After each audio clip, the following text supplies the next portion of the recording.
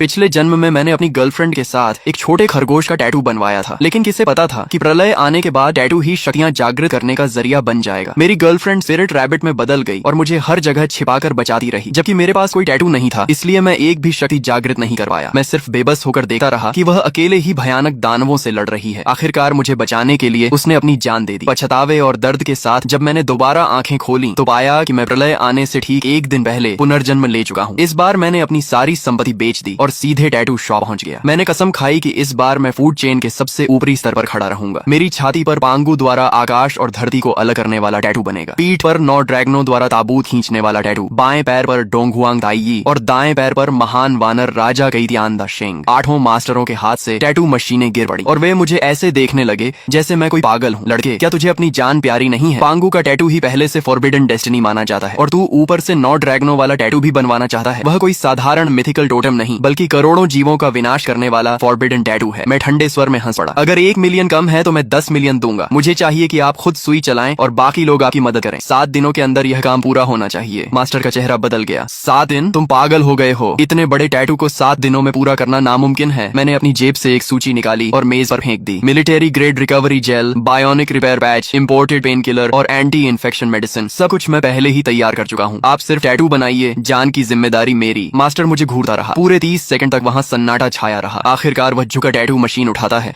और भारी आवाज में कहता है, ठीक है, मैंने पूरी जिंदगी देवताओं के टैटू बनाए हैं, लेकिन तुम्हारे जैसा पागल कभी नहीं देखा। ये काम मैं स्वीकार करता हूँ। 3 दिन बाद जियांगजो शहर के बाहरी इलाके की गहरी पहाड़ियों में ब्लैकस्टोन नाम के एक परित्यक्त भूमिगत बेस में, यह जगह ऊपर से देखने पर शीत युद्ध के समय का एक पुराना एयर रेड शेल्टर लगती थी। बाद में इसे एक हेवी सिक्योरिटी प्रिजन में बदल दिया गया था, लेकिन मैं जानता था कि इसकी असली पहचान क्या है। यह पुराने युग का सील किया हुआ अंडरग्राउंड कमांड सेंटर था। इसकी मुख्य संरचना, एनर्जी वेल, वेंटिलेशन टनल और वाटर स्टोरेज सिस्टम आज भी मौजूद है। मैं यहाँ जंगल में नया ठिकाना बनाने नहीं आया था, बल्कि इसे दोबारा चालू करने, मजबूत बनाने और इसकी फायर पावर सिस्टम को बहाल करने आया था। इन 3 दिनों में मैं केवल एक बार ब्लैकस्टोन बेस गया। मैंने कॉन्ट्रैक्ट साइन किया, संरचना की जांच की और यह सुनिश्चित किया कि एनर्जी वेल तथा वेंटिलेशन सिस्टम अभी भी काम करने लायक है। बाकी सारे काम मैंने अपने वकीलों और कंस्ट्रक्शन टीम को सौंप दिए। मैं, जो पूरे जियांगजो में सबसे बड़ा फिजूल खर्च अमीर माना जाता था, सिर्फ इसे खरीदना नहीं चाहता था, बल्कि इसे पूरी तरह बदल देना चाहता था। मैंने बिना हिचकिचाए कॉन्ट्रैक्ट पर हस्ताक्षर किए और आदेश दिया, देश की सबसे बेहतरीन सिक्योरिटी कंस्ट्रक्शन टीम से संपर्क करो। 10 दिनों के भीतर मुझे यहाँ ऐसी प्रलयकालीन फोर्ट्रेस चाहिए जिसमें एक मक्खी भी घुस न सके। 5 मीटर ऊंची मिलिट्री ग्रेड अलॉय वॉल, करोड़ों टन दबाव झेलने वाला blast proof gate, top level ecological circulation system और नीचे सील की गई एनर्जी अलॉय फैसिलिटीज, सब कुछ रिपेयर करके दोबारा चालू किया जाए। मैंने 100 मिलियन नकद निकाल दिए। 10 दिनों के भीतर पूरा पैसा ट्रांसफर कर दिया जाएगा। पैसों की चिंता मत करो, मैं 3 गुना मजदूरी दूंगा। 24 घंटे लगातार काम चलेगा। मेरे एक के बाद एक आदेशों के साथ पूरा जियांगजो हिल उठा। इसी दौरान टैटू शॉप में मास्टर खुद मेरे शरीर पर सुई चला रहा था, जबकि उसके 3 शिष्य रंग भरने, लाइन खींचने और त्वचा साफ करने में मदद कर रहे थे। मेरी पीठ पर बने 9 ड्रैगनों वाले टैटू में पहली काली ड्रैगन की आकृति पूरी हो चुकी थी। हालांकि उसकी आंखें अभी नहीं बनाई गई थीं, लेकिन फिर भी उससे एक अजीब दबाव महसूस हो रहा था। मेरे दोस्त शू शियाओ दाओ बगल में बैठा था। उसकी बाईं बांह पर बना नज़ा का टैटू लगभग पूरा हो चुका था और बेहद भयानक दिखाई दे रहा था, जबकि जियांग शिंगई बगल के निजी कमरे में था, जहां एक महिला टैटू आर्टिस्ट उसके 9 स्वर्गीय देवी वाले टैटू की बारीकियां पूरी कर रही थी। मेरा फोन लगातार मेरे पास रखा था। स्क्रीन पर वकीलों, एजेंटों, कंस्ट्रक्शन टीम और मटेरियल सप्लायर्स के संदेश लगातार आ रहे थे। एक तरफ मैं सुई की पीड़ा सह रहा था और दूसरी तरफ अपनी सारी संपत्ति बेचकर पहाड़ों के बीच उस परित्यक्त जेल को खरीदने में लगा हुआ था। तभी मैंने एक लाइव स्ट्रीमिंग ऐप खोला और शहर की ट्रेंडिंग लिस्ट में पहले नंबर पर चल रहे लाइव रूम में प्रवेश किया। वहां कोई और नहीं बल्कि मेरा कट्टर दुश्मन जियांगजो के सबसे अमीर आदमी का बेटा शू रुई था। लाइव स्ट्रीम में शू रुई शहर के बीचों बीच बनी अपनी आलीशान हवेली में बैठा था। वह हाथ में रेड वाइन का गिलास घुमा रहा था और हंसते हंसते लोटपोट हो रहा था। किनली को आखिर क्या हो गया है? क्या उसे कोई बड़ा झटका लग गया है? वह जाकर पूरे शरीर पर गैंगस्टर जैसे टैटू बनवा रहा है। सच कहूं तो यह देखकर हंसी नहीं रुक रही। कैमरा हिलने के दौरान झाओ यूचिंग की कमर के पास एक नया लाल फूल जैसा टैटू दिखाई दिया, जो खून की तरह चमकीला और रहस्यमयी लग रहा था। मैंने उस पर एक नजर डाली और मेरी आंखें हल्की ठंडी हो गईं। Blood flower tattoo. पिछले जन्म में झाओ यूचिंग के पास यह टैटू नहीं था। लगता है इस बार शू रुई को खुश करने के लिए उसने काफी मेहनत की थी। शू रुई उत्साह से कैमरे की तरफ देखकर बोला, दोस्तों, कौन समझेगा मेरी बात? किनली ने न सिर्फ उस पहाड़ी इलाके के टूटे फूटे बंकर पर पैसा बर्बाद किया, बल्कि सुना है कि उसने 100 मिलियन से भी ज्यादा खर्च करके अलग अलग सुपरमार्केट से सुअर का मांस और चावल खरीदकर जमा कर लिया है। लगता है वह सच में उस बंकर में पूरी जिंदगी बिताने वाला है। यह सुनते ही लाइव स्ट्रीम की टिप्पणियां फट पड़ी। धत तेरे की, गरीबी ने मेरी कल्पना शक्ति को सीमित कर दिया। क्या सारे अमीर लोगों की मानसिक स्थिति इतनी एडवांस होती है? जियांग शिनई शिनई तो हमारी देवी है, वह भी उसके साथ बंकर में रहने चली गई। पुष्टि हो गई, यह आदमी पूरी तरह मानसिक रूप से असामान्य है, इसे सीधे मेंटल हॉस्पिटल भेज देना चाहिए। इंटरनेट पर फैलते मजाक और दानों को देखकर शू शियाओदाओ गुस्से से कांपने लगा। भाई लिए वह हरामखोर शू रुई, लेकिन मैं सुई के मेरी त्वचा में चुभने की पीड़ा महसूस करते हुए स्क्रीन पर शू रुई का घमंडी चेहरा देखता रहा। मेरी आंखों में कोई गुस्सा नहीं था, सिर्फ शांति थी। अभी जितना ऊंचा कूद रहा है, बाद में उतना ही बुरी तरह रोएगा। शियाओदाओ, सप्लाई ट्रकों पर नजर बनाए रखो, हमारे प्रलयकालीन किले में कोई भी गलती नहीं होनी चाहिए। मेरे पुनर्जन्म को पूरे 7 दिन बीत चुके थे। इन 7 दिनों में मैं लगभग इस भूमिगत कमरे से बाहर नहीं निकला। मास्टर गुइफू और उसके 3 शिष्य बारी बारी से काम करते रहे। दिन में लाइनें बंदी, रात में रंग भरे जाते और देर रात टैटू की मरम्मत और सुधार होता। मेरी त्वचा को बचाने के लिए मैंने ब्लैक मार्केट से मिलिट्री ग्रेड रिकवरी जेल और बायोनिक रिपेयर पैच भी मंगवाए थे। हर बार जब कोई हिस्सा पूरा होता, उसे तुरंत रिकवरी जेल से सील कर दिया जाता, नहीं तो इतनी तीव्र प्रक्रिया में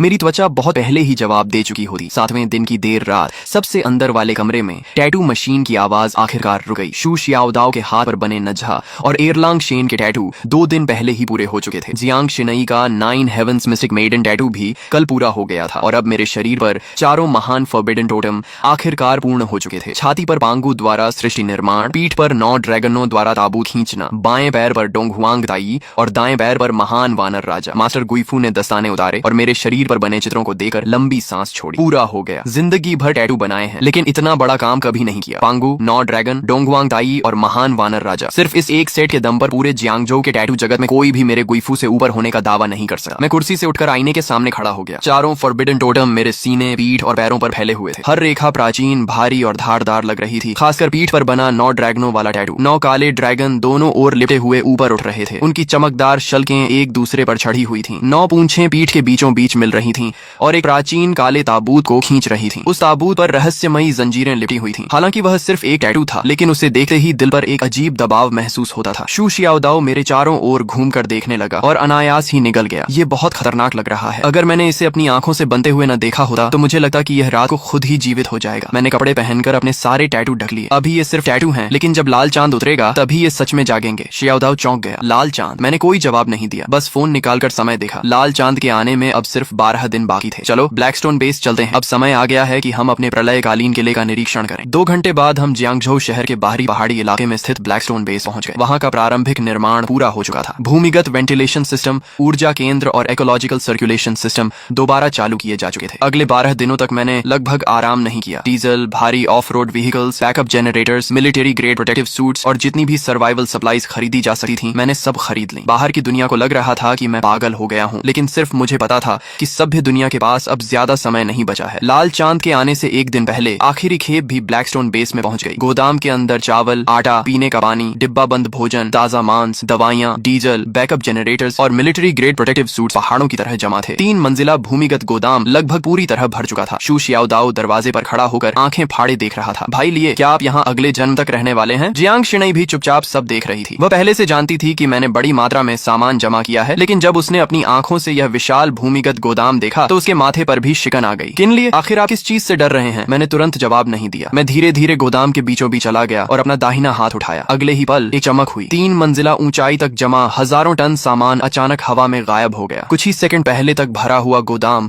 अब पूरी तरह खाली था। वहां सिर्फ भारी सामान के दबाव से बने निशान और हवा में बची डीजल तथा अनाज की गंध रह गई थी। शू शियाओदाओ वहीं जम गया। पहले उसने पलकें झपकाईं, फिर आंखें मल लीं और आखिर में दौड़कर गोदाम के बीच पहुंच गया। खाली जमीन के चारों ओर 3 चक्कर लगाने के बाद वह अचानक मेरी तरफ मुड़ा। उसकी आवाज तक बदल गई थी। धत तेरे की, सामान कहाँ गया? इतना बड़ा गोदाम भरा हुआ था। मैंने बस एक बार आंख बंद करके खोली और हजारों टन सामान गायब हो गया। यह कोई जादू है क्या? जियांग शिनई की प्रतिक्रिया शियाओदाओ जितनी नाटकीय नहीं थी, लेकिन उसकी हमेशा शांत रहने वाली आंखों में भी साफ झटका दिखाई दे रहा था। वह धीरे धीरे मेरे सामने आकर खड़ी हो गई। भाई लिए, आखिर ये सब क्या है? मैं कुछ देर चुप रहा। अब सच छिपाने का कोई मतलब नहीं था। लाल चांद के आने में 24 घंटे से भी कम समय बचा था। उन्हें सच्चाई जाननी ही थी। मैंने धीरे से कहा, ये एक पॉकेट स्पेस है। इसका संबंध मेरे शरीर में हुए कुछ विशेष बदलावों से है। पुनर्जन्म की बात मैंने अभी पूरी तरह नहीं बताई। भरोसे की कमी नहीं थी, लेकिन अभी बहुत ज्यादा सच बताना उनके मानसिक दबाव को बढ़ा देता। मैंने आगे कहा, तुम्हें सिर्फ इतना जानना है कि यह स्पेस बड़ी मात्रा में सामान स्टोर कर सकता है। इसके अंदर समय लगभग रुक जाता है। खाना खराब नहीं होगा, दवाइयां एक्सपायर नहीं होंगी, डीजल, हथियार और कीमती धातुएं भी लंबे समय तक सुरक्षित रह सकती हैं। शू शियाओदाओ का मुंह खुला का खुला रह गया। तो आपने इतना सारा सामान गोदाम में रखने के लिए नहीं खरीदा था, बल्कि अपने साथ लेकर चलने के लिए खरीदा था। भाई लिए, आखिर आप हमसे क्या छिपा रहे हैं? मैंने गहरी सांस ली और धीरे से कहा, कल रात जब लाल चांद आसमान में उतरेगा तब तुम सब कुछ जान जाओगे। कल रात ठीक 12 बजे आसमान का चांद खून की तरह लाल हो जाएगा। उसके तुरंत बाद धरती की गहराइयों से काला धुंध निकलेगा और पूरी दुनिया को ढक लेगा। सभी जानवर और पौधे पागलों की तरह म्यूटेट हो जाएंगे और इंसानों को खाने वाले राक्षस बन जाएंगे। पौधे जीवित लोगों को निगल जाएंगे। शहर कुछ ही घंटों में अपना सारा ऑर्डर खो देंगे और मानव सभ्यता एक ही रात में ढह जाएगी। गोदाम के अंदर मौत जैसी खामोशी छा गई। शू शियाओदाओ के होंठ हिले, लेकिन इस बार उसने कोई मजाक नहीं किया, क्योंकि अभी कुछ मिनट पहले ही उसने अपनी आंखों से हजारों टन सामान को हवा में गायब होते देखा था। उस दृश्य ने उसकी पूरी समझ और तर्क को तोड़ दिया था। जियांग शिनाई ने भी कोई विरोध नहीं किया। वह सिर्फ मेरी आंखों में देखती रही और धीरे से बोली, सबूत। मैंने शांत स्वर में जवाब दिया, जो तुमने अभी देखा वह उन्हीं सबूतों में से एक है, और दूसरा सबूत तुम्हारे शरीर पर बने टैटू हैं। जियांग शिनाई ने अनायास अपने शरीर पर बने टैटू की तरफ देखा। मैं आगे बोला, लाल चांद की ऊर्जा इंसानों के शरीर पर बने टैटू को सक्रिय कर देगी। वे साधारण टैटू नहीं रहेंगे, बल्कि असली टोटम एवेटार बन जाएंगे। सामान्य टैटू सिर्फ सबसे साधारण फिजिकल एनहांसमेंट देंगे। भयानक पशुओं के टैटू बीस्ट ट्रांसफॉर्मेशन की शक्ति देंगे, जबकि मिथिकल टोटम असली एवेटार जागृत करेंगे। जितना अधिक प्राचीन और पूर्ण टोटम होगा, उसकी डेस्टिनी उतनी ही शक्तिशाली होगी और जागृत होने के बाद उसकी ताकत उतनी ही भयानक होगी। शू शियाओदाओ अचानक समझ गया, तो आपने मुझे नजहा और एयरलांग शेन के टैटू इसलिए बनवाए ताकि मैं जीवित रह सकूं? मैंने सिर हिलाया। तुम्हारे नजहा और एयरलांग शेन दोनों टॉप लेवल मिथिकल टोटम हैं। अगर तुम लाल चांद की अवेकनिंग को सहन कर गए तो अधिकांश अवेकनर्स से कहीं ज्यादा शक्तिशाली बन जाओगे। फिर मैंने जियांग शिनाई की तरफ देखा। शिनाई, तुम्हारा 9 heavens mystic maiden totem attack, defence, purification और बैटलफील्ड कमांड जैसी कई हाई लेवल एबिलिटीज देता है। भविष्य में मेंटल करोजन, पॉइजन, पोल्यूशन और स्पिरिचुअल इरोजन जैसी शक्तियां बढ़ती जाएंगी। उस समय तुम्हारा टोटम बेहद महत्वपूर्ण होगा। जियांग शिनाई ने गहरी सांस ली। अब उसके चेहरे से अविश्वास धीरे धीरे गायब हो रहा था और उसकी जगह तनाव ले रहा था। तो तुमने अपनी सारी संपत्ति बेची, ब्लैकस्टोन बेस खरीदा, इतने सारे रिसोर्सेज जमा किए और हमें टैटू बनवाए। ये सब कोई अचानक लिया गया फैसला नहीं था। तुम्हें पहले से पता था कि कुछ बड़ा होने वाला है। मैंने कोई जवाब नहीं दिया, लेकिन मेरी चुप्पी ही सबसे बड़ा उत्तर थी। तभी शू शियाओदाओ का चेहरा अचानक बदल गया। रुको भाई, लिए तो मेरे माता पिता का क्या? वे अभी भी शहर के दक्षिणी इलाके में अपनी रिपेयर शॉप पर हैं। मैंने तुरंत कहा, घबराओ मत, मैंने पहले ही लोगों को उन्हें लेने भेज दिया है। शू शियाओदाओ स्तब्ध रह गया। क्या कहा? मैंने फोन स्क्रीन उसकी तरफ घुमा दी। उस पर सिक्योरिटी कॉन्वॉय का रियल टाइम वीडियो चल रहा था। एक काली आर्मर्ड बिजनेस व्हीकल पुराने दक्षिणी इलाके की सड़क पर खड़ी थी। दरवाजा खुला और 2 ब्लैक कॉम्बैट यूनिफॉर्म पहने हुए सुरक्षाकर्मी एक मध्यम आयु के दंपति को अंदर बैठा रहे थे। आदमी की लंबाई साधारण थी, उसकी त्वचा धूप में जली हुई थी और उसके हाथों पर वर्षों तक गाड़ियों की मरम्मत करने के कारण तेल और ग्रीस के निशान जमे हुए थे। उन्हें देखते ही शू शियाओदाओ की आंखें लाल हो गईं। मैंने धीरे से कहा, मैंने ब्लैकस्टोन बेस के मेंटेनेंस और लॉजिस्टिक स्टाफ की जरूरत का बहाना बनाकर पहले ही अंकल और आंटी से संपर्क कर लिया था। उन्हें प्रलय के बारे में कुछ नहीं पता। वे सिर्फ इतना जानते हैं कि मैं उन्हें कुछ दिनों के लिए ऊंची सैलरी पर काम पर रख रहा हूँ। कन्वॉय 20 मिनट में यहाँ पहुंच जाएगी। शू शियाओदाओ के होंठ कांपे, लेकिन काफी देर तक उसके मुंह से कोई शब्द नहीं निकला। पिछले जन्म में लाल चांद के आने के बाद वह अपनी जान जोखिम में डालकर शहर के दक्षिणी इलाके में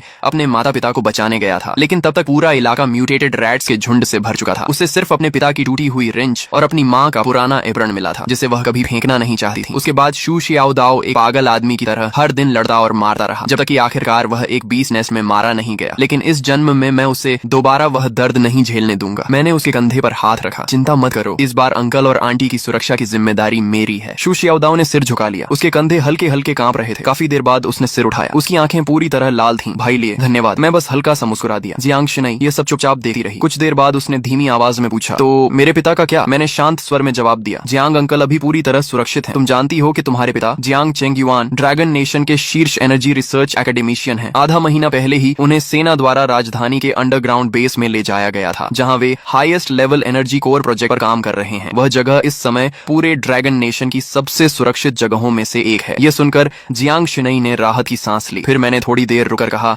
जहां तक तुम्हारी माँ की बात है, मेरी आवाज धीमी पड़ गई। जियांग शिनाई की माँ का कई साल पहले बीमारी के कारण निधन हो चुका था। यह हमेशा उसके दिल का सबसे गहरा घाव रहा था। जियांग शिनाई ने आगे कोई सवाल नहीं पूछा। उसने बस हल्के से सिर हिला दिया। मैं समझ गई। मैंने उन दोनों की तरफ देखा और गंभीर आवाज में कहा, अब से ब्लैकस्टोन बेस पूरी तरह बंद रहेगा। कोई भी इस बेस से बाहर नहीं जाएगा। शू शियाओदाओ ने गहरी सांस ली और सिर हिला दिया। जियांग शिनाई ने भी अनजाने में अपनी पीठ पर बने 9 हेवंस मिस्टिक मेडन के टैटू को छुआ। मैंने सिर उठाकर बेस के बाहर फैली रात की ओर देखा। सारी तैयारियां पूरी हो चुकी थीं। अब सिर्फ सही समय का इंतजार था। अगली सुबह ब्लैकस्टोन बेस के अंडरग्राउंड लिविंग एरिया में शू शियाओदाओ के माता पिता को सबसे सुरक्षित लिविंग कैबिन में रखा गया था। शू जियानगुओ अपनी जवानी में सैनिक रह चुके थे। हालांकि उन्हें यह नहीं पता था कि क्या होने वाला है, लेकिन बेस की सुरक्षा व्यवस्था देकर उन्होंने तुरंत महसूस कर लिया कि कुछ असामान्य है। उन्होंने ज्यादा सवाल नहीं किए, बस शू शियाओदाओ के कंधे पर हाथ रखकर कहा, प्रेसिडेंट चिन के साथ रहो और मेहनत से काम करो। दूसरी ओर ली गुइलान सुबह से ही किचन में व्यस्त थी। उन्होंने हम सबके लिए गर्मा गर्म डम्पलिंग्स का एक बड़ा बर्तन तैयार किया। शू शियाओदाओ खाते खाते आंखें लाल कर बैठा, लेकिन कुछ बोला नहीं, क्योंकि प्रलय आने से पहले घर का ऐसा गर्म खाना खाना बहुत से लोगों के लिए आखिरी सपना साबित होने वाला था। पिछली रात ही मैं सारी बची हुई सप्लाईज को पॉकेट स्पेस में रख चुका था। ब्लैकस्टोन ब्लैकस्टोन बेस का आखिरी हेवी कार्बन अलॉय गेट भी तड़के पूरी तरह सील कर दिया गया था। पूरा अंडरग्राउंड फोर्ट्रेस रोशनी से जगमगा रहा था। वर्षों से बंद पड़ा अंडरग्राउंड एनर्जी कोर अब पूरी क्षमता से चल रहा था। मॉनिटरिंग स्क्रीन पर बाहर की दुनिया का 360 डिग्री व्यू दिखाई दे रहा था। शू शियाओदाओ हाथ में डंपलिंग्स का कटोरा लेकर मॉनिटर देख रहा था, जबकि जियांग शिनई विशाल स्क्रीन के सामने खड़ी होकर बाहरी डिफेंस सिस्टम की जांच कर रही थी। उसके शरीर पर बना 9 हेवंस मिस्टिक मेडन का टैटू पूरी तरह ठीक हो चुका था। उसकी ठंडी और शांत आभा में अब एक तेज धार जैसी शक्ति जुड़ गई थी। उसी समय मेरे फोन पर ट्रेंडिंग न्यूज का नोटिफिकेशन आया। शू रुई ने फिर से लाइव स्ट्रीम शुरू कर दी थी। स्क्रीन पर वह अब भी शहर के बीचों बीच बने अपने आलीशान विला में एक भव्य पार्टी कर रहा था। क्रिस्टल शैंडलियर्स, शैंपेन टावर, संगीत, सुंदर लड़कियां और अमीर घरानों के युवक युवतियां पूरे माहौल को अत्यंत शानदार बना रहे थे। मैंने समय देखा। लाल चांद के आने में अब 1 घंटे से भी कम समय बचा था। शू रुई ने झाओ यूचिंग को अपनी बाहों में लेकर कैमरे की तरफ देखा और हंसते हुए बोला, दोस्तों देखा आपने, वह पागल किन लिए अब तक शायद किसी पहाड़ी बंकर में छिप चुका होगा। उसने अपनी संपत्ति बेच दी, टनों मांस और चावल खरीद लिए और जियांग शिनई को भी टैटू बनवाने ले गया। क्या उसे सच में लगा है कि दुनिया खत्म होने वाली है? झाओ यूचिंग उसके सीने से लगकर हंस पड़ी। यंग मास्टर शू, सच कहूं तो मैं भी देखना चाहती हूँ कि कल किन लिए अपनी बेइज्जती कैसे संभालेगा। शू रुई ने हाथ में पकड़ा वाइन ग्लास हिलाया और भी जोर से हंस पड़ा। अगर आज रात कुछ नहीं हुआ तो कल मैं खुद लोगों को लेकर उस पहाड़ी बंकर में जाऊंगा, उसका पूरा बंकर तोड़ दूंगा और फिर उसे अपने हाथों से मेंटल हॉस्पिटल भेजूंगा। लाइव स्ट्रीम में लाखों लोग हंस रहे थे। पूरा चैट रूम मजाक और तानों से भरा हुआ था, लेकिन ब्लैकस्टोन बेस के अंदर सिर्फ एनर्जी कोर की गूंज सुनाई दे रही थी। मैंने अपनी घड़ी की ओर देखा। 23:50। लाल चांद के आने में सिर्फ 10 सेकंड बाकी थे। बाहर की दुनिया अब भी जश्न मना रही थी, जबकि हमारे बेस के भीतर सन्नाटा पसरा हुआ था। 10, 9, 8। मैंने धीरे से हाथ में पकड़ा कांटा और चम्मच नीचे रख दिया। 3, 2, 1। जैसे ही काउंटडाउन समाप्त हुआ, पूरी पृथ्वी के भीतर से आती हुई एक प्राचीन और भयावह गूंज सुनाई दी। वो पूरा ग्रह जोर से कांप उठा। लाइव स्ट्रीम में अभी तक हंस रहा शू रुई अचानक चुप हो गया, क्योंकि उसकी विला की विशाल खिड़की के बाहर दिखाई देने वाला चमकता हुआ चांद एक पल में रक्त जैसा लाल हो चुका था। वह किसी विशाल खून से भरी आंख की तरह आसमान में लटक गया था, मानो पूरी मानवता को घूर रहा हो। इसके तुरंत बाद धरती के नीचे से घना काला धुआं निकलने लगा और कुछ ही क्षणों में पूरे जियांगजो शहर को ढक लिया। थत तेरे की, यह क्या है? चांद सच में लाल हो गया। लाइव स्ट्रीम में शू रुई की चीख गूंज उठी। उसके हाथ का वाइन ग्लास जमीन पर गिरकर टूट गया, लेकिन उसे इसका एहसास तक नहीं हुआ। तभी स्क्रीन पर जाओ यूचिंग की गोद में बैठा प्योर ब्रेड पूडल अचानक एक भयानक गर्जना करने लगा। लाखों दर्शकों की आंखों के सामने उसका शरीर गुब्बारे की तरह फूलने लगा। उसके शरीर पर काले बाल उग आए, आंखें लाल हो गईं और मुंह में रेजर जैसी नुकीली दांत निकल आए। अगले ही पल वह म्यूटेटेड पूडल झाओ यूचिंग पर झपटा। उसके पंजों ने झाओ यूचिंग के कंधे को चीर दिया और उसे जमीन पर पटक दिया। कैमरा बुरी तरह हिलने लगा। चीखें पूरे लाइव स्ट्रीम में गूंज उठी। यंग मास्टर शू, मुझे बचाइए! झाओ यूचिंग का चेहरा डर से सफेद पड़ चुका था। उसने मदद के लिए शू रुई की तरफ हाथ बढ़ाया, लेकिन शू रुई पहले ही भय से कांप रहा था। दूर रहो, मेरे पास मत आओ। वह घबराकर पीछे हटा और यहाँ तक कि उसने झाओ यूचिंग का हाथ भी लात मारकर दूर कर दिया। फिर वह सीढ़ियों की ओर भाग गया। झाओ यूचिंग जमीन पर गिरी हुई थी। उसके कपड़े खून से लाल हो रहे थे और उसका पूरा शरीर कांप रहा था, लेकिन उसे जवाब में सिर्फ शू रुई की भागती हुई पीठ दिखाई दी। म्यूटेटेड पूडल फिर से उसकी तरफ बढ़ने लगा। उसकी रक्तिम आंखें उसी पर टिकी हुई थीं। लाइव स्ट्रीम की टिप्पणियां पागलों की तरह चल रही थीं। कोई उसे बचाओ। शू रुई खुद भाग गया। अभी तक तो प्यार की बातें कर रहा था, सब खत्म हो गया। झाओ यूचिंग की आंखों में बची हुई उम्मीद धीरे धीरे खत्म हो गई। उसकी जगह गहरा क्रोध और नफरत भर गई। उसी क्षण उसकी कमर पर बना blood red spider lily tattoo चमक उठा। लाल प्रकाश की लहरें उसके शरीर से निकलने लगी। एक एक करके लाल फूलों की पंखुड़ियां हवा में प्रकट होने लगी। उसके पीछे रक्त रंग के फूलों का विशाल समुद्र उभर आया। पूरा दृश्य सुंदर भी था और भयावह भी। उसने ठंडी आवाज में कहा, तुम भी मुझे छोड़कर चले गए? सीढ़ियों तक पहुंच चुका शू रुई ये सुनकर रुक गया। वह पलटा और अगले ही क्षण उसका चेहरा सफेद पड़ गया। झाओ यूचिंग के नीचे असंख्य स्पाइडर लिलीज खिल चुकी थीं। वे जीवित प्राणियों की तरह हिल रही थीं। फूलों की बेलें आगे बढ़ीं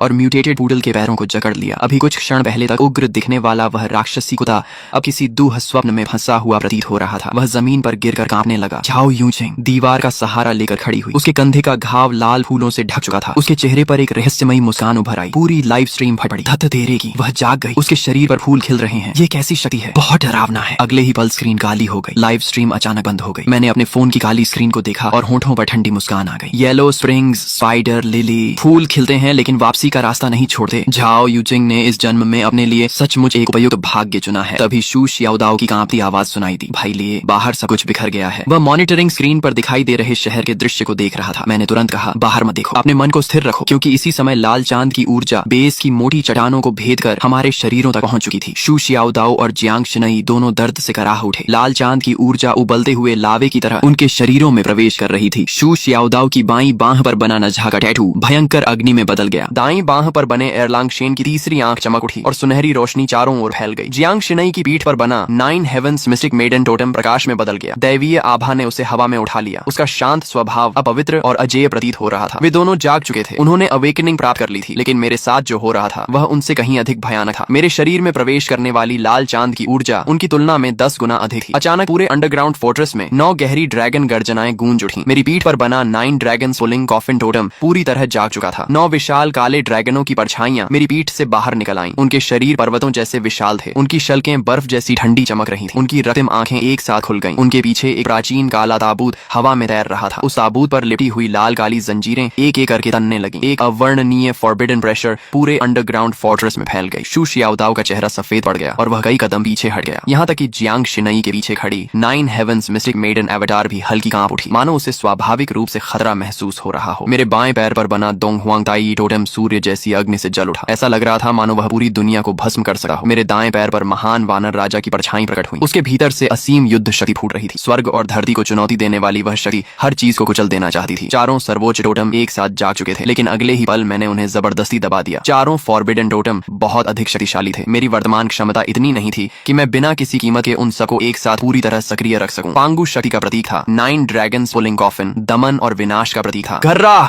म्यूटेटेड बोर किंग ने एक भयानक दहाड़ लगाई और चारों पैरों से पूरी ताकत के साथ मेरी ओर दौड़ पड़ा। उसका विशाल शरीर किसी हैवी टैंक की तरह जमीन को रौंदता हुआ मेरी तरफ आ रहा था। भाई लिए सावधान, ये लेवल 1 पीक बीस्ट किंग है। शू शियाओदाओ अनायास मेरी मदद के लिए आगे बढ़ने लगा। पीछे हटो, मैंने ठंडी आवाज में सिर्फ 2 शब्द कहे। मैं अपनी जगह से टस से मस नहीं हुआ। न मैं पीछे हटा और न ही बचने की कोशिश की। ठीक उसी क्षण जब बोर किंग के भाले जैसे नुकीले दांत मेरी छाती को भेदने वाले थे, मैंने हरकत की। कोई जटिल टेक्निक नहीं, कोई शानदार चाल नहीं। मैंने बस अपना दाहिना हाथ उठाया और मुट्ठी बांध ली। पांगु की शक्ति, मैंने मन ही मन कहा। मेरी छाती पर बना पांगु टोटेम अचानक गहरे सुनहरे प्रकाश से चमक उठा। एक धुंधली प्राचीन दैत्याकार आकृति मेरी मुट्ठी पर इकट्ठी होने लगी। अगले ही पल मैंने मुक्का चलाया। धड़ाम! कई टन वजनी म्यूटेटेड बोर किंग चीखने तक का मौका नहीं पा सका। उसका विशाल शरीर कीचड़ की तरह जमीन पर गिर पड़ा। एक ही मुक्के में लेवल 1 पीक बीस्ट किंग का इंस्टेंट किल। उसी समय मेरी पीठ से 9 गहरी ड्रैगन गर्जनाएं सुनाई दी। 9 ड्रैगन पुलिंग कॉफिन की विशाल छाया मेरे पीछे प्रकट हो गई। 9 काले ड्रैगनों ने धीरे धीरे अपनी रक्तिम आंखें खोली और उस प्राचीन काले ताबूत को खींचते हुए आकाश में मंडराने लगे। 9 ड्रैगन सप्रेशन! मेरी आवाज गूंजी। गड़गड़ा! काले ताबूत की छाया हल्के से कांपी। अगले ही पल ऐसा दबाव फैला मानो नरक की सबसे गहरी खाई से कोई शक्ति निकल आई हो। पूरा जंगल उस भयावह दबाव में डूब गया। आसपास मौजूद निम्न स्तर के म्यूटेटेड बीस्ट्स डर के मारे जमीन पर गिर पड़े। जियांग शिनई मेरे पीछे खड़ी थी। उसकी शांत आंखों में भी आश्चर्य की झलक साफ दिखाई दे रही थी। मैंने कोई स्पष्टीकरण नहीं दिया। मैं सीधे मरे हुए म्यूटेटेड बोर किंग के पास गया और उसके सिर को काट डाला। उसके मस्तिष्क के भीतर से अंगूठे के आकार का एक लाल चमकता क्रिस्टल बाहर निकला। मैंने उसे अपनी हथेली में उठा लिया। बीस्ट कोर, प्रलय के बाद सबसे महत्वपूर्ण रिसोर्स। मेरे होंठों पर हल्की मुस्कान उभरी। प्रलय की पहली कमाई मिल गई। मैंने उस क्रिस्टल कोर को अपने पॉकेट स्पेस में रख दिया। जैसे ही कोर अंदर गया, मुझे साफ महसूस हुआ कि पॉकेट स्पेस हल्का सा कांपा। उसका विस्तार बहुत कम हुआ था, लेकिन वह सचमुच थोड़ा बड़ा हो गया था। पिछले जन्म में इंसानों ने जल्दी ही पता लगा लिया था कि बीस्ट कोर सिर्फ अवेकनर्स की शक्ति बढ़ाने के लिए ही नहीं, बल्कि स्टोरेज स्पेस को भी मजबूत करने में सक्षम है। मैंने शू शियाओदाओ और जियांग शिनई की ओर देखा। इन सभी बीस्ट के कोर निकाल लो और मांस भी बर्बाद मत करना। इवोल्यूशन के बाद उनका मांस लंबे समय तक स्टोर किया जा सकता है। समझ गया? शू शियाओदाओ तुरंत उत्साहित हो गया, लेकिन तभी दूर पहाड़ी रास्ते की दिशा से अफरा तफरी की आवाजें आने लगी। बचाओ बचाओ! हमने मुड़कर देखा। लगभग दर्जन भर आदमी बुरी हालत में जान बचाकर हमारी दिशा में भाग रहे थे। वे गिरते पड़ते ब्लैकस्टोन बेस की तरफ दौड़ रहे थे। उनके पीछे चीते जितने बड़े कई म्यूटेटेड ब्लड ब्लेड मैंटिसेस उनका पीछा कर रहे थे। मैंने आंखें सिकोड़कर ध्यान से देखा। सबसे आगे दौड़ रहा आदमी मुझे पहचान में आ गया। लियू फैटी, वही कॉन्ट्रैक्टर जिसने ब्लैकस्टोन बेस के बाहरी निर्माण का काम संभाला था। पिछले जन्म में जब मैं बर्बाद हो चुका था, इसी आदमी और उसके साथियों ने मुझे और भी मुसीबत में धकेल दिया था। उन्होंने मेरा इस्तेमाल करके खुद को बचाया था। बॉस चिन, यंग मास्टर चिन, हमें बचा लीजिए! लियू फैटी चीखते हुए मेरी तरफ दौड़ा। जल्दी हमें अंदर आने दीजिए, हम सब जियांगझोउ के ही लोग हैं। आप हमें मरने के लिए नहीं छोड़ सकते। मैं वहीं खड़ा रहा और ठंडी निगाहों से उसे देखता रहा। मरने के लिए नहीं छोड़ सकता? मेरी आंखों में बर्फ जैसी ठंडक चमक उठी। पिछले जन्म में जब तुम लोगों ने मुझे धक्का देकर मौत के मुंह में भेजा था, तब क्या तुम्हें याद था कि हम सब एक ही शहर के लोग हैं? लियू फैटी स्तब्ध रह गया। वह मेरे शब्दों का मतलब नहीं समझ सका, लेकिन मेरी आंखों में जो भाव था उसे वह अच्छी तरह पढ़ सकता था। वह किसी उद्धारकर्ता की नजर नहीं थी, वह ऐसी नजर थी जो मृत व्यक्ति को देखती है। मैंने धीरे धीरे अपना दाहिना हाथ उठाया। मेरा बंकर कचरे को अंदर नहीं आने देता, इतना कहकर मैंने उंगलियां चटकाई। अगले ही पल ब्लैकस्टोन बेस के बाहर लगी विशाल अलॉय वॉल अचानक सक्रिय हो गई। करोड़ों वोल्ट की हाई वोल्टेज इलेक्ट्रिसिटी दीवार पर दौड़ गई। सबसे आगे दौड़ रहे ब्लड ब्लेड मैंटिसेस सीधे बिजली की चपेट में आ गए। धड़ाम धड़ाम धड़ाम, कई म्यूटेटेड मैंटिसेस हवा में उछल गए और जलते हुए दूर जा गिरे। लियू फैटी का चेहरा पल भर में राख की तरह सफेद पड़ गया। लियू फैटी डर के मारे जमीन पर गिर पड़ा। यंग मास्टर चिन, मुझसे गलती हो गई। मैं सच में गलत था, लेकिन मैंने उसकी ओर दोबारा देखा तक नहीं। मैं बेगुनाहों का बेवजह कत्ल नहीं करता, लेकिन दुश्मनों को नहीं बचाता और बुरे लोगों को जरूर खत्म करता हूँ। मैं मुड़कर वापस बंकर की ओर चला गया। मेरे पीछे भारी अलॉय गेट धीरे धीरे बंद हो गया। दरवाजे के बाहर से आती चीखें और भगदड़ की आवाजें जल्द ही अंधेरे और म्यूटेटेड बीस्ट के बीच गायब हो गईं। लाल चांद के आने के तीसरे दिन बाहरी दुनिया पूरी तरह नरक बन चुकी थी। शहर के बीचों बीच हर तरफ टूटी हुई गाड़ियां और खंडहर बिखरे पड़े थे। आवारा बिल्लियां और कुत्ते बैलों जितने बड़े हो चुके थे और झुंड बनाकर सड़कों पर बचे हुए इंसानों का शिकार कर रहे थे। लेकिन इसी समय ब्लैकस्टोन बंकर के अंदर मक्खन वाले हॉट पॉट की खुशबू फैली हुई थी। शू शियाओदाओ मुंह में भरा हुआ खाना चबाते हुए बोला, भाई लिए, अगर प्रलय में रोज ऐसा खाना मिले तो मुझे कोई दिक्कत नहीं है। जियांग शिनई ने उसे घूर कर देखा। जरा बाहर जाकर देखो, फिर बोलना। शू शियाओदाओ तुरंत चुप हो गया। मैंने ठंडी बीयर का घूंट लिया और सोफे पर टिक गया। तभी अचानक तेज अलार्म बज उठा। बीप बीप बीप, चेतावनी, बाहरी सुरक्षा क्षेत्र में बड़ी संख्या में हीट सोर्सेज पाए गए हैं। मैंने तुरंत मॉनिटरिंग स्क्रीन चालू की। बंकर से लगभग 1 किलोमीटर दूर पहाड़ी रास्ते पर काले बादल की तरह लोगों की भीड़ हमारी ओर बढ़ रही थी। कम से कम 500 से 600 लोग थे। उनके हाथों में मचेटीज, स्टील पाइप्स और कई लोगों के पास ऑटोमेटिक राइफल्स तक थी। सबसे आगे एक गंजा भारी शरीर वाला आदमी चल रहा था, जिसके शरीर पर एक विशाल रक्तिम अजगर का टैटू लिपटा हुआ था। चिंगलोंग गैंग का सरगना लोंग वू। पिछले जन्म में यह आदमी अपने S rank blood Python totem के बल पर शुरुआती प्रलय काल में अत्याचार करता फिरता था। मुझे उम्मीद नहीं थी कि इस जन्म में वह सीधे मेरे बंकर पर नजर डाल देगा। स्क्रीन पर लोंग वू अपना विशाल चाकू कंधे पर रखे चिल्ला रहा था, अंदर छिपे कायरों, मुझे पता है कि तुमने कई जन्मों जितना राशन जमा कर रखा है। अभी दरवाजा खोलो, सारा सामान और औरतें हमें सौंप दो। अगर मेरा मूड अच्छा हुआ तो तुम्हें जिंदा छोड़ दूंगा, नहीं तो आज मैं इस पूरे बंकर को उड़ा दूंगा। शू शियाओदाओ गुस्से से खड़ा हो गया। ये हरामखोर जियांग शिनई तक पर नजर डाल रहे हैं। लेकिन मैं मुस्कुरा दिया। घबराओ मत, करोड़ों खर्च करके जो डिफेंस सिस्टम लगाया है उसे काम करने का मौका तो मिलना चाहिए। बाहर लोंग वू काफी देर तक इंतजार करता रहा। जब कोई जवाब नहीं मिला तो वह गुस्से से चिल्लाया, चेहरा दिखाने की भी हिम्मत नहीं है, रॉकेट लॉन्चर्स तैयार करो, इस दरवाजे को उड़ा दो। 3 रॉकेट मिसाइल्स आग की लकीर बनाते हुए बंकर के गेट से टकराई। धड़ाम धड़ाम धड़ाम, विस्फोटों की आवाज रात के आसमान में गूंज उठी। चिंगलोंग गैंग के लोग खुशी से चिल्लाने लगे, उड़ गया होगा। क्या प्रलय किला? हमारे बॉस लोंग के सामने सब कबाड़ है। लेकिन जैसे ही धुआं छंटा, सबकी मुस्कान जम गई। चांदी जैसे रंग का विशाल एलॉय गेट अब भी वहीं खड़ा था। उसकी सतह पर एक खरोंच तक नहीं आई थी। लोंग वू का चेहरा बदसूरत हो गया। फिर से हमला करो। तभी दीवार के ऊपर लगे मेटल पैनल्स धीरे धीरे खुलने लगे। कड़क कड़क कड़क, छिपे हुए कंपार्टमेंट से 12 6 barrel Gatling heavy machine guns बाहर निकल आईं। उनके काले मुंह सीधे भीड़ पड़ गए। मॉनिटरिंग रूम में बैठा मैं हाथ में वाइन ग्लास लिए शांत स्वर में बोला, एक बार चेतावनी दो। अगले ही पल बाहरी ब्रॉडकास्ट सिस्टम गूंज उठा, यह ब्लैकस्टोन बेस की निजी संपत्ति है, तुरंत यहाँ से चले जाओ, अन्यथा परिणामों के लिए स्वयं जिम्मेदार होंगे। निजी संपत्ति? लोंग वू हंस पड़ा। भाड़ में गई निजी संपत्ति, सब लोग हमला करो। मैंने अपना वाइन ग्लास मेज पर रखा। फायर। अगले ही सेकंड 12 गैटलिंग गन्स एक साथ गरज उठी। तड़ तड़ तड़ तड़ तड़, आर्मर पियर्सिंग बुलेट्स का तूफान पहाड़ी रास्ते पर टूट पड़ा। चिंगलोंग गैंग के लोग दर्जनों की संख्या में गिरने लगे। सिर्फ 30 सेकंड में पूरा इलाका चीखों से भर गया। 200 से ज्यादा गुंडे जमीन पर तड़प रहे थे। बाकी बचे लोग डर के मारे पीछे भागने लगे। मैं मॉनिटरिंग रूम में बैठा रहा। मेरे चेहरे पर कोई भाव नहीं था। प्रलय में कुछ लोग बचाए जाने के लायक नहीं होते। Cease fire. मैंने फायर कंट्रोल बंद कर दिया। बाहर 500-600 लोगों की भीड़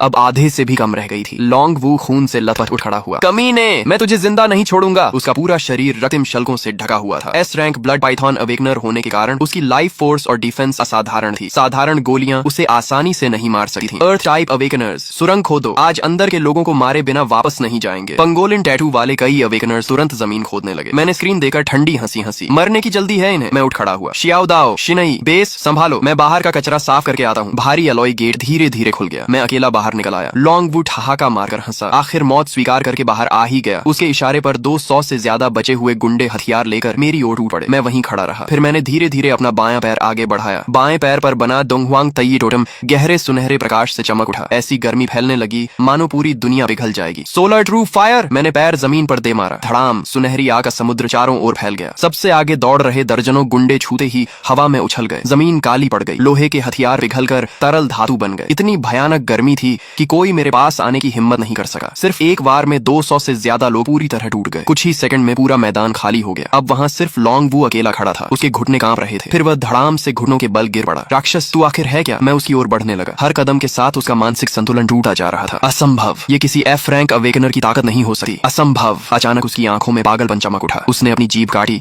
और खून की एक धार अपने ब्लड पाइथन टैटू पर उगल दी। अगले ही पल उसकी हड्डियां खींचने लगी। शरीर पर शल्क उगाए। उसका पूरा शरीर बदलने लगा। कुछ ही सेकंड में वह 20 मीटर से लंबा और पानी के टैंक जितना मोटा विशाल ब्लड पाइथन बन गया। S rank totem complete awakening. वह पागलों की तरह गरजा, मैं तुझे निगल जाऊंगा। विशाल अजगर ने मुंह खोला। उसका जबड़ा इतना बड़ा था कि एक आर तक निगल सकता था। वह सीधे मेरी ओर झपटा। उसके साथ आने वाली दुर्गंध भरी हवा से जमीन के पत्थर तक उड़ने लगे। मैं हंस पड़ा। सिर्फ बड़ा हो जाने से कोई ताकतवर नहीं बन जाता। मैंने अपना दायां पैर आगे बढ़ाया। Great sage equal to heaven, battle against the heavens. मेरे दाएं पैर पर बना सन वुकोंग टोटम विस्फोट की तरह चमक उठा। आसमान तक पहुंचती युद्ध ऊर्जा चारों ओर फैल गई। अगले ही पल मेरा शरीर सुनहरी रोशनी से ढक गया। मेरी नसों में बहता रक्त गरजते हुए ड्रैगन जैसा महसूस हो रहा था। मेरे पीछे एक विशाल युद्ध अवतार प्रकट हुआ। उसके शरीर पर पर्पल गोल्ड आर्मर थी और सिर पर फीनिक्स विंग क्राउन। जैसे ही उसकी सुनहरी आंखें खुली, ऐसा लगा मानो पूरे आकाश को ढकने वाला काला धुआं बीच से चीर दिया गया हो। ब्लड पाइथन मुझ पर टूट पड़ा, लेकिन मैं पीछे हटने के बजाय उसकी ओर दौड़ा। मेरा शरीर तो के गोले की तरह हवा में उछला। मैंने एक ही छलांग में उसके निचले जबड़े पर पैर रख दिया और उसके विशाल सिर को जबरदस्ती पीछे झुका दिया। ब्लड पाइथन दर्द से चीख उठा। उसका विशाल शरीर पागलों की तरह तड़पने लगा ताकि मुझे नीचे गिरा सके, लेकिन मैं उसके सिर पर ऐसे खड़ा था जैसे किसी पर्वत की चोटी पर खड़ा हूँ। वह मुझे हिला तक नहीं पाया। गुस्से में ब्लड पाइथन ने अपनी विशाल पूंछ घुमाई। उसके रास्ते में आने वाले पत्थर और पेड़ सब चकनाचूर हो गए। मैंने अपना दायां हाथ उठाया और मेरे पीछे खड़े सन वुकोंग एवटार ने भी वही किया। शून्य में सुनहरी युद्ध अग्नि से जलती हुई एक विशाल स्टाफ बनने लगी। उसके ऊपर बने प्राचीन सिंबल्स एक एक करके चमकने लगे। वह बिल्कुल रूई जिंगू बैंग जैसी दिख रही थी। मैंने उस स्टाफ की छाया को मजबूती से पकड़ लिया। उसी क्षण एक भयानक युद्ध ऊर्जा मेरे पूरे शरीर में दौड़ गई। घुटनों पर गिर जा। मैंने स्टाफ को पूरी ताकत से घुमाया। धड़ाम! गोल्डन स्टाफ और ब्लड पाइथन की विशाल पूंछ टकरा गए। हवा फट गई। शॉकवेव तूफान की तरह पूरे जंगल में फैल गई। वह पूंछ जो आर्मर्ड व्हीकल तोड़ सकती थी, मेरे एक बार में चकनाचूर हो गई। उसके शल्क फट गए और पूरी पूंछ पीछे उछल गई। पहली बार ब्लड पाइथन की आंखों में डर दिखाई दिया। असंभव! मैं एस रैंक ब्लड पाइथन हूँ। तुम मुझे दबा कैसे सकते हो? मैं उसके सिर पर खड़ा उसे नीचे देख रहा था। क्योंकि तुम्हारा तथाकथित एस रैंक फॉरबिडन टोटम्स के सामने कुछ भी नहीं है। इतना कहकर मैंने दोनों हाथों से गोल्डन स्टाफ को पकड़ लिया और ऊपर उठा लिया। मेरे पीछे खड़ा सन वुकोंग एवटार अचानक बढ़ने लगा। 10 मीटर, 30 मीटर, 50 मीटर। अंत में वह आसमान छूती हुई विशाल सुनहरी बैटल फॉर्म में बदल गया। उसके पैरों के नीचे काला धुआं था और सिर के ऊपर लाल चांद। उसके हाथ की गोल्डन स्टाफ किसी स्वर्गीय स्तंभ जैसी लग रही थी। अगले ही पल उसने ब्लड पाइथन की कमजोर जगह पर पूरी ताकत से वार कर दिया। Battle heaven smash! धड़ाम! ऐसा लगा जैसे पूरा पहाड़ उछल गया हो। धरती फट गई। पत्थर आसमान में उड़ गए। ब्लड पाइथन का विशाल शरीर सीधे जमीन में धंस गया। उसके शल्क एक एक करके फटने लगे। भयानक बैटल एनर्जी उसकी हड्डियों में दौड़ गई और उसके शरीर की सारी लाइफ फोर्स को चकनाचूर कर दिया। ब्लड पाइथन की आंखें सिकुड़ गईं। उसका शरीर कुछ बार तड़पा और फिर हमेशा के लिए शांत हो गया। उस वार की बची हुई शक्ति ने पूरे पहाड़ पर फैले काले धुएं को भी दूर उड़ा दिया। मैंने गोल्डन स्टाफ की छाया वापस समेट ली और आराम से जमीन पर उतर गया। मेरे पीछे खड़ा सन वुकोंग एवटार धीरे धीरे गायब हो गया। सिर्फ मेरे दाएं पैर का टोटम हल्की सुनहरी चमक छोड़ रहा था। एस रैंक अवेकनर लॉन्ग वू एक ही वार में मारा गया। मैंने हाथ को चाकू की तरह इस्तेमाल करके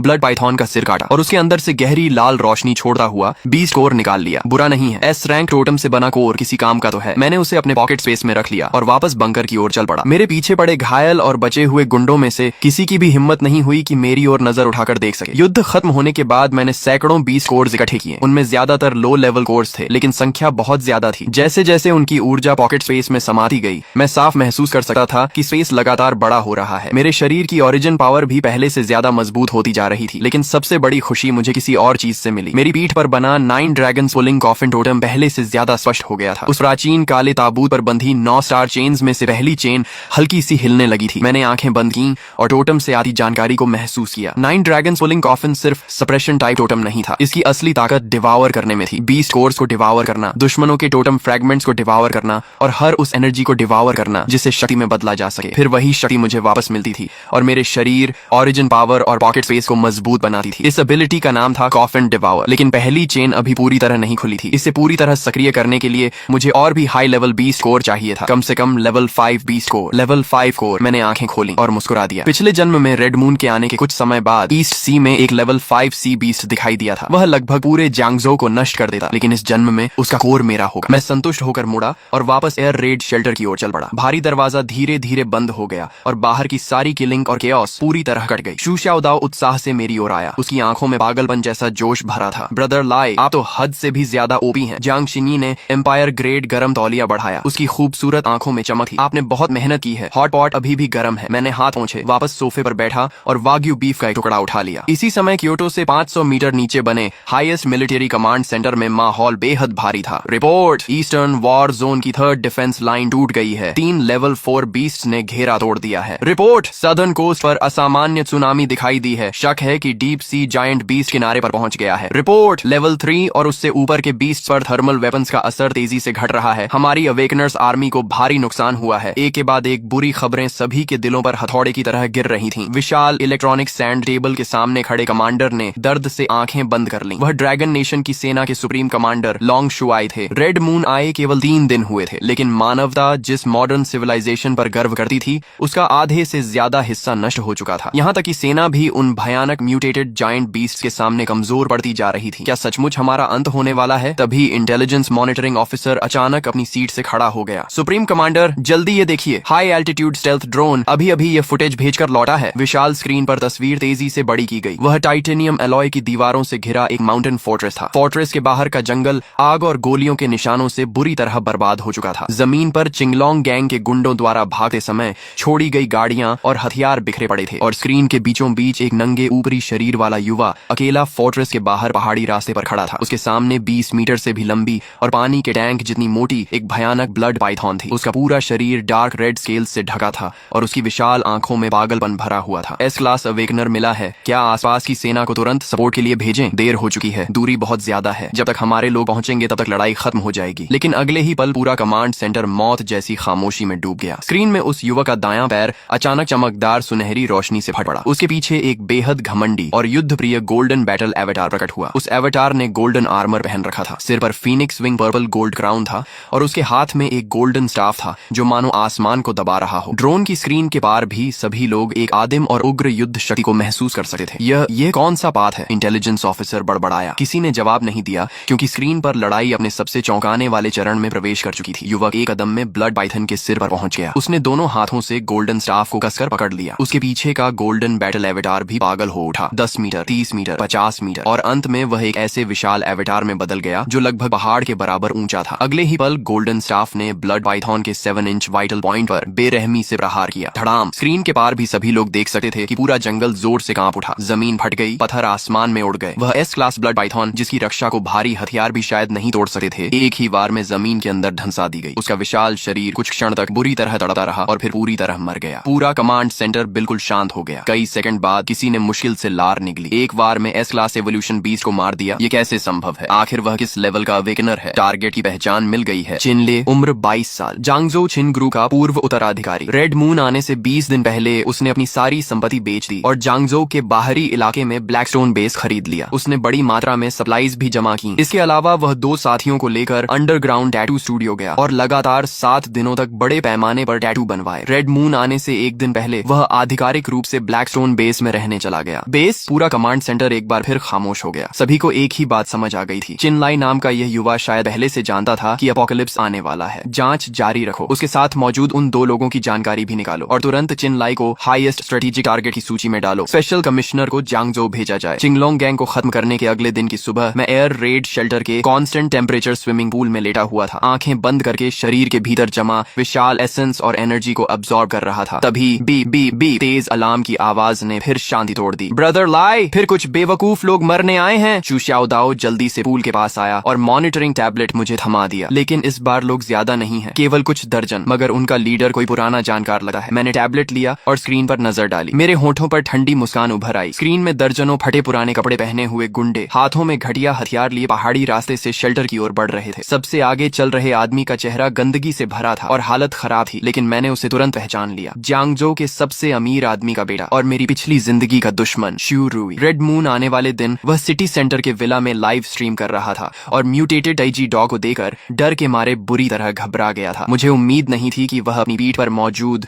लेवल 1 3 हेडेड हेलहाउंड टैटू की ताकत से अपोकलिप्स के शुरुआती दौर में जिंदा बच जाएगा। पिछले कुछ दिनों में सिटी सेंटर पूरी तरह बीस्ट टेरिटोरी बन चुका था। उसका माउंटेन विला भी नष्ट हो गया था। दर्जनों बॉडीगार्ड्स की जान गंवाकर वह किसी तरह भागता हुआ यहाँ तक पहुंचा था। उसे अच्छी तरह पता था कि पूरे जांगजो में केवल एक जगह पूरी तरह सुरक्षित है, मेरा माउंटेन शेल्टर। इसलिए वह पागल कुत्ते की तरह यहाँ तक चला आया। चिनली, मुझे पता है कि तुम अंदर हो। शू रुई 50 मीटर दूर रुक गया और कैमरा की तरफ उंगली दिखाकर पागलों की तरह हंसने लगा। क्या तुम्हें लगता है कि इस कछुए के खोल में छिपकर सुरक्षित रह जाओगे? मैंने हेलहाउंड पावर जागृत कर ली है। अब मैं एक स्ट्रॉन्ग अवेकेंड हूँ। आज मैं तुम्हारा दरवाजा तोड़ दूंगा और तुम्हारी 5 क्लॉड गोल्डन ड्रैगन पावर छीन लूंगा। स्क्रीन में जोकर की तरह चिल्लाते शू रुई को देखकर मैं पूल से बाहर निकला और तौलिए से शरीर पहुंचने लगा। एक ए रैंक टोटम मिलते ही इतना घमंड। ब्रदर लाई, मैं जाकर इसे खत्म कर देता हूँ। नहीं, पिछली जिंदगी का हिसाब मैं खुद चुकाऊंगा। दरवाजा खोलो। क्लिक। भारी टाइटेनियम एलॉय गेट धीरे धीरे खुल गया। मैं अकेला शेल्टर से बाहर निकल आया। चिनलाई आखिर बाहर आ ही गया। बस इन कुछ बेकार लोगों को साथ लाया है और सोचता है कि मेरा सामान छीन लेगा। मैंने उसके पीछे पीछे खड़े डर से कांपते गुंडों की तरफ देखा और तिरस्कार से हंसा। तुम सबके लिए मैं अकेला ही काफी हूँ। शुरुई हंस पड़ा। छिन ली, पहले देख तो सही कि मैं किसे साथ लाया हूँ। भीड़ धीरे धीरे अलग हुई। काले धुएं के बीच एक खूबसूरत महिला आगे बढ़ी। उसने खून से सनी लाल ड्रेस पहन रखी थी। उसकी त्वचा बेहद सफेद थी और चेहरा पहले की तरह सुंदर था, लेकिन उसकी आंखों में अब एक अजीब लाल चमक थी। उसकी कमर पर blood red spider lily tattoo खिल रहा था। उसके पीछे पारदर्शी लाल पंखुड़ियां तैर रही थी। हवा में फैली खुशबू इतनी अजीब थी कि लोगों की रीढ़ तक ठंडी हो रही थी। जाओ युकिंग, वह मरी नहीं थी, सिर्फ जिंदा ही नहीं थी, बल्कि उसने एक शक्तिशाली टोटम भी जागृत कर लिया था, येलो स्प्रिंग स्पाइडर लिली। आसपास के गुंडे उसे देखते देखते सम्मोहित होने लगे। कुछ तो घुटनों पर गिर गए और उसकी ओर रेंगने लगे। जाओ युकिंग ने धीरे से हाथ उठाया। एक ब्लड रेड फ्लावर वाइन उसकी उंगलियों से निकली और एक गुंडे की गर्दन पर लिपट गई। वह आदमी विरोध करने की बजाय मोहित होकर मुस्कुराने लगा। अगले ही पल उसका चेहरा तेजी से पीला पड़ गया। उसका शरीर सूखने लगा। उसकी छाती से एक स्पाइडर लिली धीरे धीरे खिल उठी। जाओ युचिंग ने आनंद से आंखें बंद कर लीं और उसके चेहरे पर फिर से लालिमा लौट आई। छिनली, उम्मीद नहीं थी ना, मैंने भी अवेकनिंग कर ली है। शुरुई उसके पीछे खड़ा ठंडी मुस्कान के साथ बोला। छिनली, तुम खुद को बहुत महान समझते थे ना। जाओ युकिंग अब ए रैंक मेंटल अवेकेंड है। उसकी स्पाइडर लिली फ्रेग्रेंस दर्जनों अवेकनर्स को कंट्रोल कर सकती है। मैं देखना चाहता हूँ कि अपनी कभी पसंद की हुई महिला के सामने तुम हमला कर भी पाओगे या नहीं। जाओ युकिंग मुस्कुराई और धीरे धीरे मेरी ओर बढ़ी। उसके हर कदम के साथ जमीन पर ब्लड रेड स्पाइडर लिली खिल रही थी। हवा में खुशबू और गहरी होती जा रही थी। अचानक मेरे सामने की दुनिया बदल गई। मैं फिर पिछली जिंदगी में पहुंच गया। ब्लड मून आसमान में लटक रही थी। मैं खून से लथपथ खंडहरों में पड़ा था। 3 हेडेड हेल हाउंड मेरी ओर बढ़ रही थी। जाओ युकिंग मेरे पास घुटनों के बल बैठी रो रही थी। छिनली, मुझसे गलती हो गई। पिछली जिंदगी में मुझे तुम्हें छोड़ना नहीं चाहिए था। मुझे शुरुई पर भरोसा नहीं करना चाहिए था। अगर मुझे एक और मौका मिले तो मैं हमेशा तुम्हारे साथ रहूंगी। उसने हाथ बढ़ाया और मेरा चेहरा छूने की कोशिश की। उसकी आवाज दर्द और पछतावे से भरी थी। छिनली, क्या तुम मुझे माफ कर सकते हो? मैं उसे शांत भाव से देखता रहा। अगले ही पल में हंस पड़ा। जाओ युकिंग, तुम्हारा इल्यूजन बहुत नकली है। घुटनों पर बैठी जाओ युकिंग का चेहरा बदल गया। मैंने एक कदम आगे बढ़ाया। धड़ाम! मेरी पीठ के पीछे 9 ड्रैगन कॉफिन एवेटार प्रकट हो गया। 9 काले ड्रैगन शैडोज ने एक साथ अपनी लाल आंखें खोल दी। वह प्राचीन ब्लैक कॉफिन मेरे पीछे हवा में तैरने लगा। कॉफिन पर बंधी ब्लड रेड चेन्स धीरे धीरे कांपने लगी। आसमान से एक विशाल फॉरबिडन प्रेशर उतरी। आसपास के खंडहर, ब्लड मून, जाओ युकिंग और पूरा इल्यूजन शीशे की तरह टूट गया। रियलिटी वापस लौट आई। जाओ युकिंग का चेहरा एकदम सफेद पड़ गया। वह लड़खड़ा कर पीछे हटी। उसके होठों से खून की एक पतली धारा निकली। उसके पीछे स्पाइडर लिली एवेटार कांपने लगा और उसकी पंखुड़ियां झड़ने लगी। असंभव! वह अविश्वास से मुझे घूरने लगी। मेरी येलो स्प्रिंग फ्लावर फ्रेग्रेंस इंसान के दिल की सबसे गहरी इच्छा को बाहर निकाल सकती है। तुम पर इसका कोई असर कैसे नहीं हुआ? मैंने उसकी ओर ठंडे भाव से देखा। इच्छा? तुम खुद को मेरी इच्छा बनने के लायक समझती हो? जाओ युकिंग का चेहरा पल भर में रंगहीन हो गया। यह शब्द किसी भी हमले से ज्यादा दर्दनाक है। उसने होंठ काटे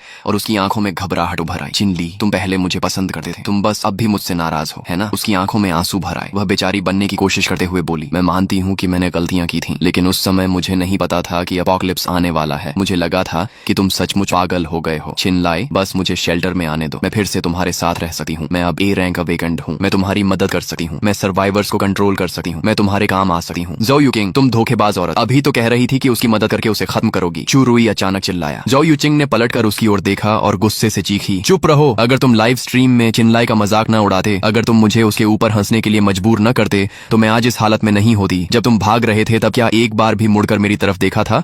तुम्हें मुझे दोष देने का कोई हक नहीं है। शुरुई गुस्से से कांपने लगा। मैं उन दोनों को कुत्तों की तरह आपस में लड़ते देख रहा था और मुझे यह सब बेहद बोरिंग लग रहा था। पिछली जिंदगी में मैं इन्हीं 2 लोगों की वजह से मारा गया था। ये सोचकर ही हंसी आती थी। छिनली, मुझसे गलती हो गई, सच में हो गई। मुझे एक और मौका दे दो प्लीज। जाओ युकिंग ने मेरा हाथ पकड़ने के लिए हाथ बढ़ाया, लेकिन मुझे छूने से पहले ही एक अदृश्य प्रेशर ने उसे उछालकर दूर फेंक दिया। मैं ऊपर से उसकी ओर देखते हुए शांत स्वर में बोला, तुम्हें अपनी गलती पर पछतावा नहीं है। तुम्हें सिर्फ यह एहसास हुआ है कि शुरुई तुम्हारी रक्षा नहीं कर सकता और मैं उससे ज्यादा ताकतवर हूँ। जाओ युकिंग का शरीर कांप उठा। उसकी आंखों में भरे आंसू वहीं रुक गए। मैंने अपना दायां हाथ उठाया। मेरे पीछे मौजूद ब्लैक कॉफिन एवेटार धीरे धीरे थोड़ा खुला। उसके भीतर से एक काली चेन बाहर निकली और बिजली की तरह जाओ युकिंग की कमर पर मौजूद स्पाइडर लिली टोटम को जकड़ लिया। स्पाइडर लिली सच में खूबसूरत होती है, लेकिन तुमने इसे गलत जगह खिलाया है। मेरे शब्द खत्म होते ही ब्लैक कॉफिन चेन कस गई। जाओ युकिंग दर्द से चीख उठी। उसके पीछे मौजूद ब्लड रेड फ्लावर सी एक ही पल में टूटकर बिखर गई। अनगिनत स्पाइडर लिली शैडोज हवा में मुरझाने लगी। उसके शरीर के भीतर मौजूद टोटम पावर को 9 ड्रैगन कॉफिन ने जबरदस्ती सील कर दिया। उसकी लाल आंखें फिर सामान्य हो गईं। उसका पूरा शरीर जैसे अपनी सारी शक्ति खोकर जमीन पर गिर पड़ा। मेरी शक्ति चिनलाई, तुमने मेरी शक्ति सील कर दी। वह निराशा से मुझे देखती रही। मैंने ठंडे स्वर में कहा, तुम्हें मारना मेरे लिए दूसरी बार हाथ उठाने लायक भी नहीं है। शुरुई ने जाओ युकिंग को देखा, जिसकी शक्ति सील हो चुकी थी। उसकी आंखों में जरा भी दया नहीं थी, केवल नफरत ही। बेकार औरत, एक आदमी को भी अपने जाल में नहीं फंसा सकी। जाओ युकिंग अविश्वास से उसकी ओर देखने लगी। शुरुई, तुमने क्या कहा? शुरुई ने उसके पास जमीन जमीन पर जोर से लात मारी और चीख पड़ा, अगर तुम जैसी अपशकुनी औरत न होती तो मैं आज इस हालत में नहीं पहुंचता। जाओ यूकिंग की आंखों में बची हुई आखिरी उम्मीद भी टूट गई। मैं ये सब देखकर केवल ऊब महसूस कर रहा था। अपोकलिप्स कभी किसी इंसान को नहीं बदलता, वह सिर्फ उसके दिल में छिपी सबसे गंदी चीजों को जल्दी बाहर निकाल देता है। मैंने धीरे से शूरुई की तरफ देखा। नाटक खत्म हो गया, अब हमारे बीच का हिसाब बाकी है। शूरुई के चेहरे से सारी अकड़ गायब हो गई, उसकी जगह अब सिर्फ डर बचा था। आखिर उसे समझ आ गया कि जिस लेवल 1 हेल हाउंड पावर पर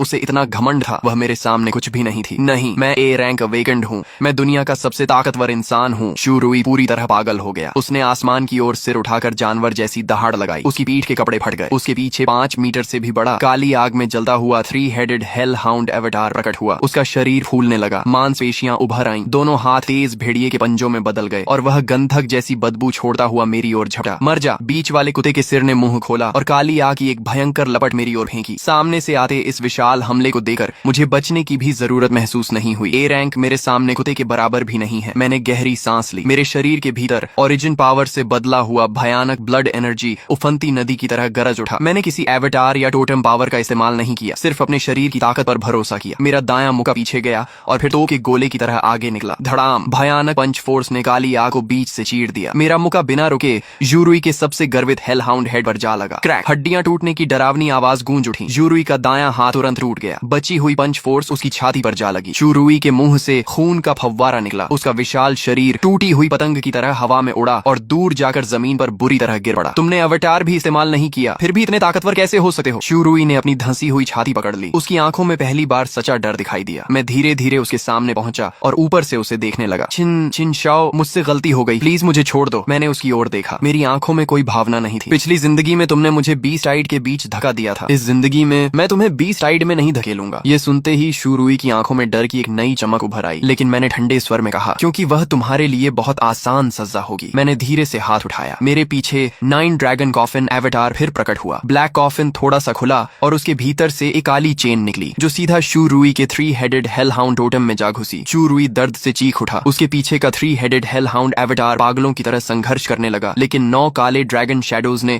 उसे मजबूती से दबा रखा था। क्रैक, टोटम की सतह पर एक दरार उभर आई। शूरुई के शरीर से निकल रही पावर तेजी से खत्म होने लगी। उसकी ताकत समुद्र की लहरों की तरह पीछे हट गई। उसका शरीर फिर सामान्य इंसान जैसा हो गया। वह एक घायल, कमजोर और शक्तिहीन आदमी बनकर जमीन पर गिर पड़ा। मेरी शक्ति, चिनली, मेरी शक्ति वापस करो! वह पागलों की तरह चिल्लाने लगा। मैंने उसकी ओर देखा और कहा, तुम्हें कुत्ता बनना पसंद था ना? आज से तुम कुत्ता बनने के भी लायक नहीं रहे। आसपास खड़े गुंडों ने शूरुई को देखा। उनकी आंखों का भाव बदल गया। अपोकलिप्स में कमजोर लोगों की कोई इज्जत नहीं होती। ऊपर से शूरुई ने अपनी जान बचाने के लिए रास्ते भर न जाने कितने लोगों को चारे की तरह इस्तेमाल किया था। अब उसकी सजा का समय आ चुका था। जल्द ही दर्द भरी चीखें गूंजने लगी। मैंने पीछे मुड़कर भी नहीं देखा। कुछ देर बाद शूरुई की आवाज हमेशा के लिए गायब हो गई। जमीन पर केवल एक फीका लेवल 1 गोल्डन कोर बचा था। मैंने उसे उठाकर हाफ लाइफ स्पेस में रख लिया। पिछली जिंदगी में जिसने मुझे बीस्ट राइड में धक्का दिया था, इस जिंदगी में वह मुझे पूरी ताकत लगाने के लायक भी नहीं था। तभी अचानक आसमान से भारी गड़गड़ाहट जैसी आवाज आई। भयंकर रोटर साउंड हवा को चीरती हुई पास आने लगी। मैंने सिर उठाकर देखा। 3 मिलिट्री आर्म्ड हेलीकॉप्टर्स शेल्टर के ऊपर चक्कर लगा रहे थे। हेलीकॉप्टर्स धीरे धीरे नीचे उतरे। कैबिन डोर खुला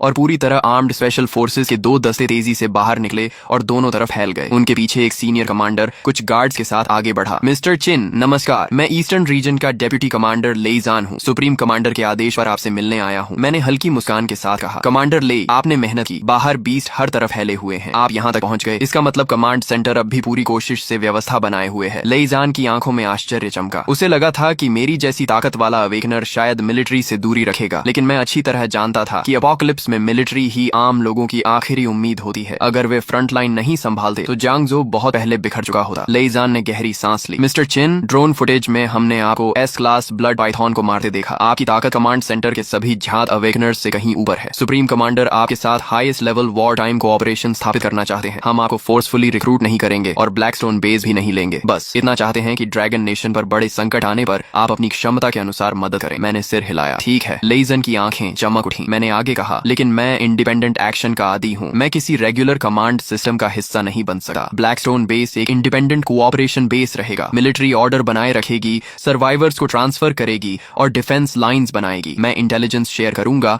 और जरूरत पड़ने पर हाई लेवल बीस्ट को खत्म करूंगा। रिसोर्सेज एक्सचेंज और इन्फॉर्मेशन शेयरिंग दोनों तरफ से होगी। यही सबसे एफिशिएंट तरीका है। लेइजान ने गंभीरता से सिर हिलाया। मैं आपकी बात ज्यों की त्यों सुप्रीम कमांडर तक पहुंचाऊंगा। मैंने कहा, चूंकि अब हम पार्टनर्स हैं तो मैं तुम्हें एक इंटेलिजेंस देता हूँ। 3 दिन बाद रात 2 बजे ईस्ट सी में पहली large scale marine marine beast tide फूटेगी। एक level 5 deep sea ancient dragon 10 lakh नहीं बल्कि 1 लाख से अधिक सी बीस्ट को लेकर जांगजो पर हमला करेगा। अगर पहले से हेवी फायर पावर डिफेंस तैयार नहीं की गई तो जांगजो और पूरा ईस्टर्न रीजन भारी तबाही झेलेगा। लेई जन का चेहरा बदल गया, ठंडा पसीना उसकी पीठ तक बह गया। उसने मेरी आंखों में झूठ ढूंढने की कोशिश की लेकिन उसे केवल शांति दिखाई दी। मिस्टर चिन, क्या ये जानकारी भरोसेमंद है? मैंने शांत स्वर में कहा। मैं 30 लाख लोगों की जान को मजाक नहीं बनाऊंगा। लेई जन ने तुरंत जवाब दिया, मैं अभी सुप्रीम कमांडर को रिपोर्ट करता हूँ और ईस्टर्न रीजन की पूरी शक्ति को डिफेंस प्रिपरेशन में लगा देता हूँ। मैंने आगे कहा, और मुझे कुछ हैवी मिलिट्री इक्विपमेंट चाहिए, high precision machine tools, special alloy materials, 10 warship grade automatic close defence cannon systems और कुछ इंडिविजुअल क्लाउड बॉम्ब्स। मैं इन्हें मुफ्त में नहीं मांग रहा, बदले में हाई लेवल बीस्ट इंटेलिजेंस सबसे पहले मिलिट्री को दूंगा। लेईजान ने कुछ पल सोचा, ये स्ट्रेटेजिक रिसोर्सेज हैं, मुझे लोंगशुई से अनुमति लेनी होगी, लेकिन मेरी राय में ये डील फायदेमंद है। मैंने सिर हिलाया। ठीक है, लेईजान ने गंभीरता से कहा। मिस्टर चिन, सहयोग के लिए धन्यवाद। मैंने जवाब दिया, मिलिट्री इंसानों की आखिरी सीमा की रक्षा करे और मैं उन मॉन्स्टर्स से निपटूंगा जिनसे तुम अभी नहीं निपट सकते। हर कोई अपना काम करे। लेईजान ने सम्मान से सिर झुकाया। मैं आपके ये शब्द सुप्रीम कमांडर तक पहुंचाऊंगा। उसे जाते हुए देखते हुए मेरी आंखें गहरी हो गईं। लेवल 5 बीस्ट किंग, वही 9 ड्रैगन कॉफिन की पहली चेन खोलने की चाबी था। डीप सी एंशिएंट ड्रैगन का गोल्डन बॉक्स मुझे हर हाल में चाहिए था। 3 दिन पलक झपकते बीत गए। हेवी ट्रांसपोर्ट हेलीकॉप्टर्स लगातार special machine tools, close defence cannon systems और क्लाउड बॉम्ब्स ब्लैकस्टोन बेस पहुंचाते रहे। बाकी स्ट्रेटेजिक सप्लाईज भी अलग अलग खेपों में भेजी जा रही थी। मैंने सब कुछ हाफ लाइफ स्पेस में रख लिया। शेल्टर की डिफेंस पावर कई गुना बढ़ गई। चौथे दिन रात 2 बजे मैं मॉनिटरिंग रूम की बड़ी लेदर चेयर पर बैठा था। हाथ में गरम ब्लैक कॉफी थी। ब्रदर लाई, बाहर बहुत तेज बारिश हो रही है, लेकिन ये बारिश काली क्यों है? चू शाओदाओ स्क्रीन देखते हुए बोला। मैंने कॉफी की चुस्की ली और गहरी नजरों से बाहर देखा। शुरू हो गया। लगभग उसी समय जांगजो ईस्टर्न कोस्ट डिफेंस लाइन पर लेईजान रडार स्क्रीन को घूर रहा था। स्क्रीन पर अनगिनत लाल बिंदु सुनामी की तरह उनकी ओर बढ़ रहे थे। उसके चेहरे पर ठंडा पसीना बह रहा था। चिनली की जानकारी सच थी। ईस्ट सी बीस्ट टाइड आ चुकी थी। फायर, पूरा फायर पावर इस्तेमाल करो, उन्हें सिटी एरिया में घुसने मत दो। हमारे पीछे 30 लाख सर्वाइवर्स हैं। अगले ही पल आर्टिलरी पोजीशंस गरज उठी। हजारों शेल्स आग की लकीरें छोड़ते हुए कोस्ट लाइन पर गिरे। पूरा अंधेरा, आसमान दिन जैसा चमक उठा। लेकिन जब इल्यूमिनेशन फ्लेयर्स ऊपर पहुंचे तो फ्रंट लाइन के सभी सैनिकों के चेहरे पर निराशा छा गई। समुद्र के ऊपर दसियों हजार म्यूटेटेड सी बीस्ट लहरों को चीरते हुए बढ़ रहे थे। कुछ आर्मर्ड व्हीकल्स जितने बड़े म्यूटेटेड क्रैब्स थे, कुछ जहरीले कांटों से ढके एम्फीबियस फिशमैन और कुछ बेहद तेज सी स्नेक स्वार्म्स जो गोलाबारी के बीच भी पागलों की तरह आगे बढ़ रहे थे। लड़ाई शुरू होने के 10 मिनट के अंदर